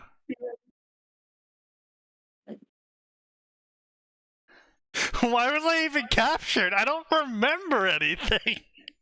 I don't think we went that far with the ideation process. No, we didn't. No, we literally have that as a line at the end of the chapter. It's why was I even captured in the first place? I literally can't remember anything. I think that was the fucking slip, because like I do not remember. I don't remember the ideation at least. So I think that's more of a we don't know what the fuck this happened. Yeah, it just did, you know? There was some concept there. 3,000 words, shortest chapter I've ever written. My fucking magnum opus. My magnum opus. Oh god. Stream needs to end. The clip. Okay, so we'll don't worry. We'll end the stream. We'll end the stream. Yeah. Yeah, I'm not gonna work it like. Oh god. Moon, no! I heard you the first time. I go by B-Train Bark. I don't care what my parents... D-Train Dark, right? D-Train Dark. I remember that guy. Sign, do you remember D-Train Dark? I think it was pre-signed, right? No. Why does that sound familiar in a bad way? No. You ran into D-Train Dark again. D-Train Dark was a Ruby writer. He was a really big dipshit Ruby writer that tried to do multiple self-insert stories where his main character named D-Train Dark, which according to his author profile, he makes his sister call him in real life. Man, imagine that family. My name's on Derek. It's D-Train Dark. Yeah. Why but can't you be normal? like, I remember I think one of his stories was literally like he was a Faunus butler to Weiss who was the apprentice of Crow and Ruby's older brother. The more you think about it, the more mentally damaging it is. And Blake's second boyfriend. And his sniper scythe, broadsword, hammer, rifle, shotgun, dual pistols, scimitar. Don't forget about the two-tone eyes that glow. Oh yeah, he also had two-tone eyes that glowed. And he was a wolf with black fur. By the way, he's never been trained as a huntsman, but he's close apprentice. Yeah. Yeah, That is literally being trained as a huntsman, you little shit. No, don't worry about it. No, I mean, like literally, he was just trained as only Crow's apprentice. He doesn't know anything besides what Crow taught him. Yeah. And Crow is? No. Should not be near children. That's what Crow is. Yeah, that is the obviously. It didn't even go far enough for it to like really be anything. But like the thing is, D-Train Dark was like, I fucking we lost it when we yeah, we fucking rode on this guy so hard. Moon, 94 counts of petty theft, 27 counts of breaking and entering, 37 counts of jaywalking, 1 count of treason, and an overdue parking violation. Group A. Moon, move. I heard you the first time. I go by B-Train Bark. I don't care what my parents named me. I fought long and arduously with my great nunwachakus. God. And I have done many great deeds. Your silly little outpost cannot hold me forever. Surely someone with that color scheme, the mismatched eyes, the multicolored fur, and equally colorful black story, he would be protected by an aura greater than us normal people. He may even have the much vaunted legendary armor of plot. No way he was dying here, or so he believed, by the looks of it. I had no reason to be skeptical. He was named Moon after all. Which is why I'm sure in any other situation I would have been horrified, as the robots that had been previously idle and unmoving snapped up and with their guns pointed at Group A. Moon opened his mouth, no doubt to issue more threats and promises, but that was quickly ended by the firing line. Oh no.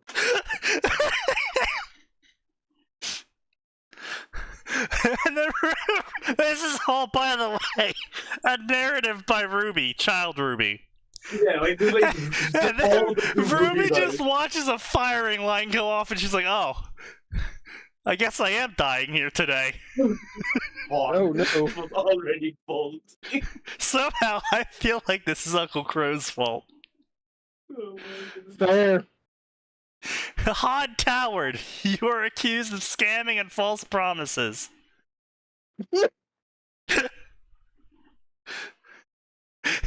You can't do this to me. I won't die here. My semblance, it just works. Really? And then he proceeded to Bethesda Physics. Into the sky. His He glitched to the glorious, floor. his glorious dash to freedom was ended when his foot brushed against the very edge of a small pebble. In hindsight, a pebble really shouldn't have been able to break his stride, let alone do what it did. My mind refused to believe, as suddenly his body stretched. It wasn't quite stretching in a literal painful way either. It was sudden, abrupt. His body contorted in grotesque ways, some borderline non-Euclidean. Finally, all of his momentum and the many times as much were instantaneously added to his body, but in the span of a single instant. His body rocketed upwards so fast, my eyes barely even caught it. Yet, the soldiers kept firing at nothing in particular, when everyone else stood there with expressions ranging from boredom to despair. Common expressions, considering our current predicament, but not what I expected. Basically, no one was surprised Hod Toward broke multiple laws of physics in the span of a few seconds. After a few more seconds, everyone just turned back to what they were doing previously and pretended they hadn't witnessed that. Remember, all power is still alive. Exactly how NPCs in Skyrim do, yes. It just works. It just works.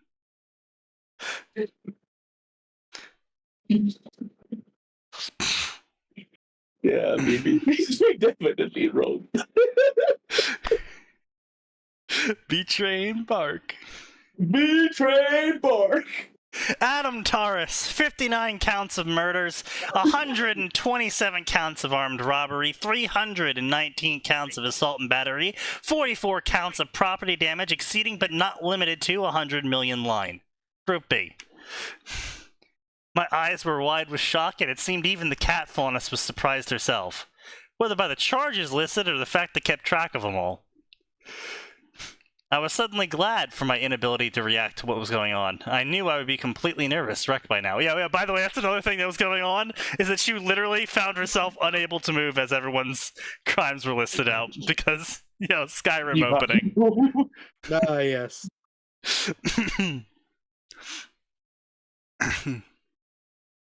I eyed Blake Belladonna, 300 counts of armed robbery, two counts of property destruction, more than 100,000 line, but less than 500,000 line. Group B. So, literally nothing. Comparatively. Oh Of course. my favorite Betrayed Bark had a parking ticket. Yeah, B-Train Bark had a parking ticket, yes. Betrayed Bark. Yeah, it was right here. 1 count of treason and an overdue parking violation.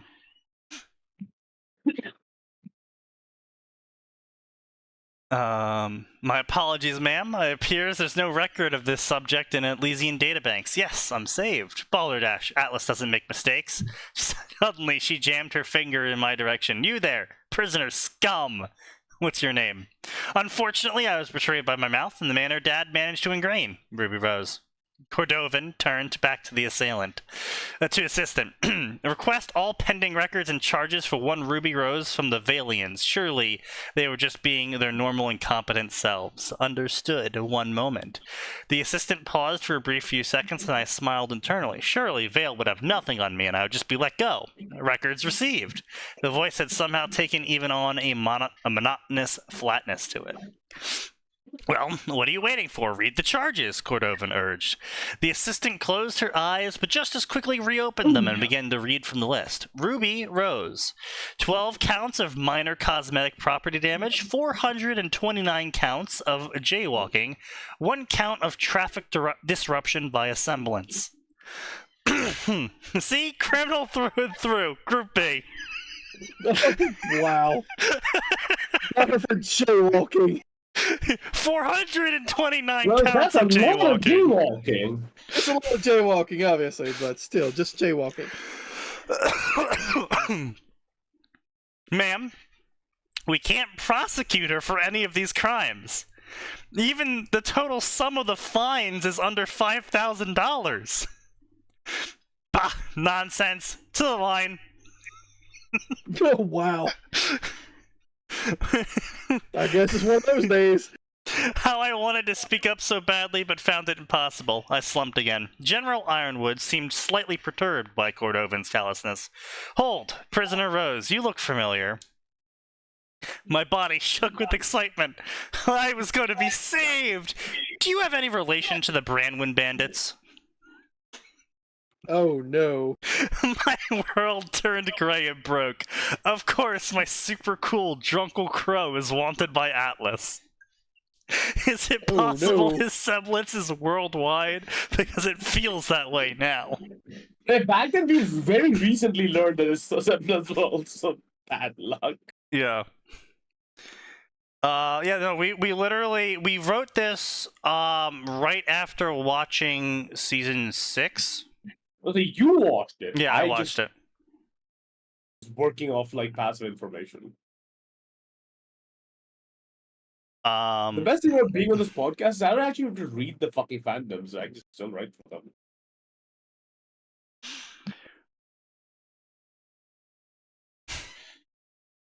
Anyway, so yeah, blah blah blah. Let's see what else we got here. Any other good moments?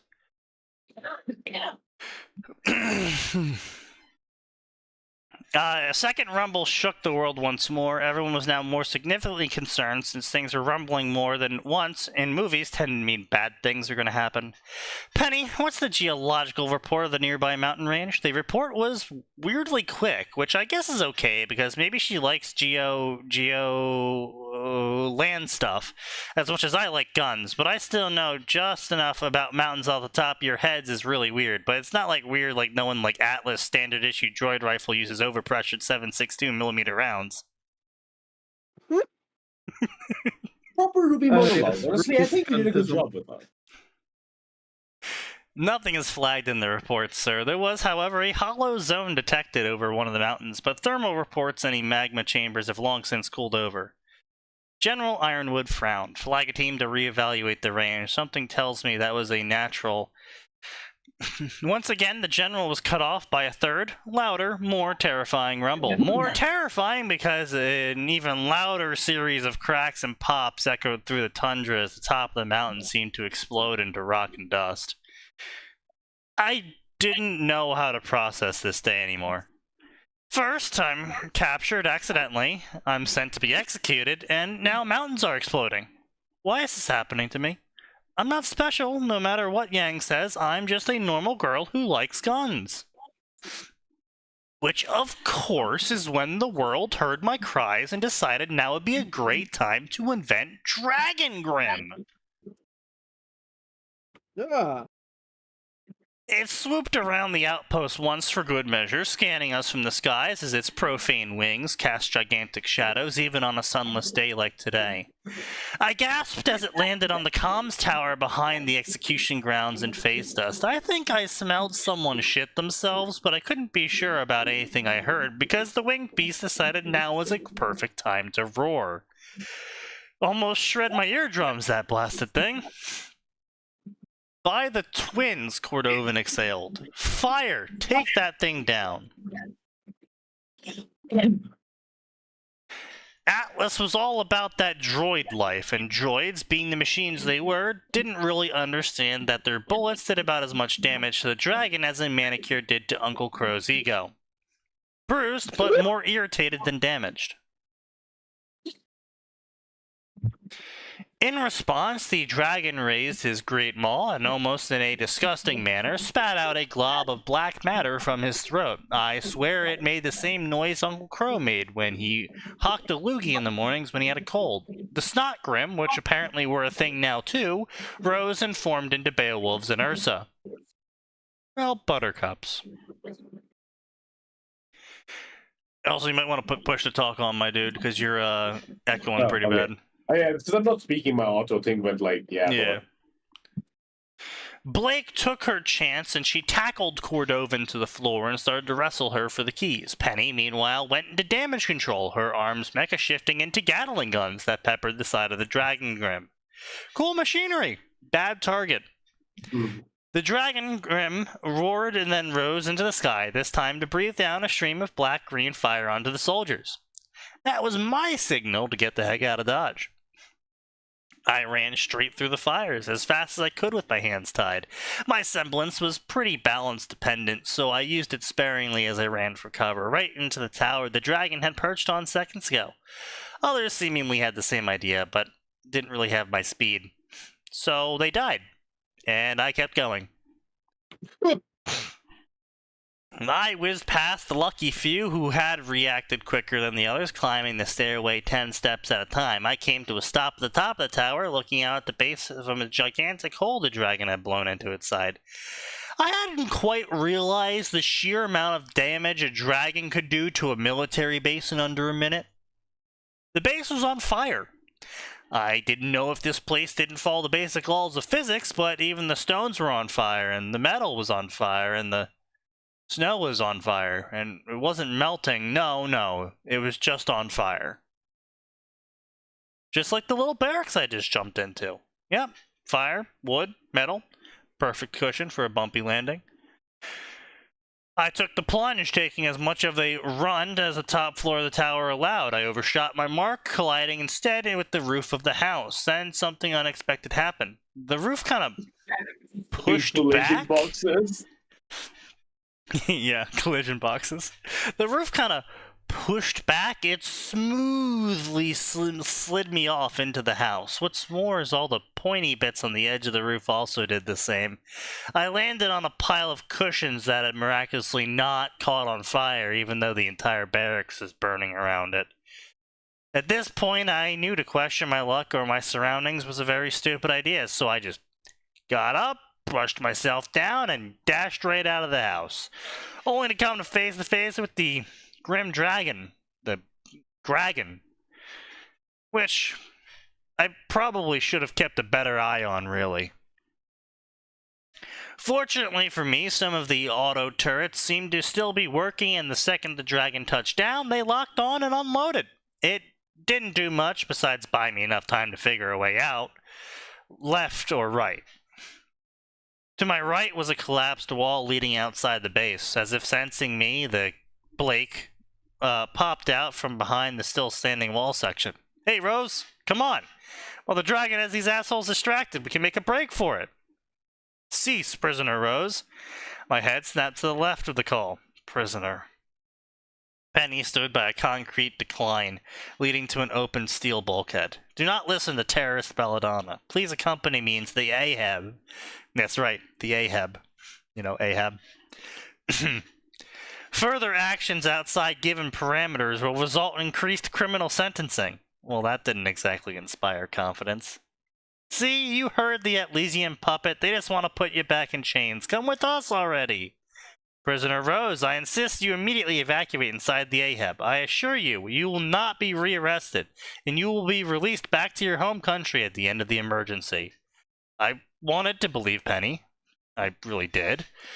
But why was I captured in the first place? I can't remember anything from earlier today, but I wanted to trust that Atlas just made a mistake. But I have been seconds away from a firing line.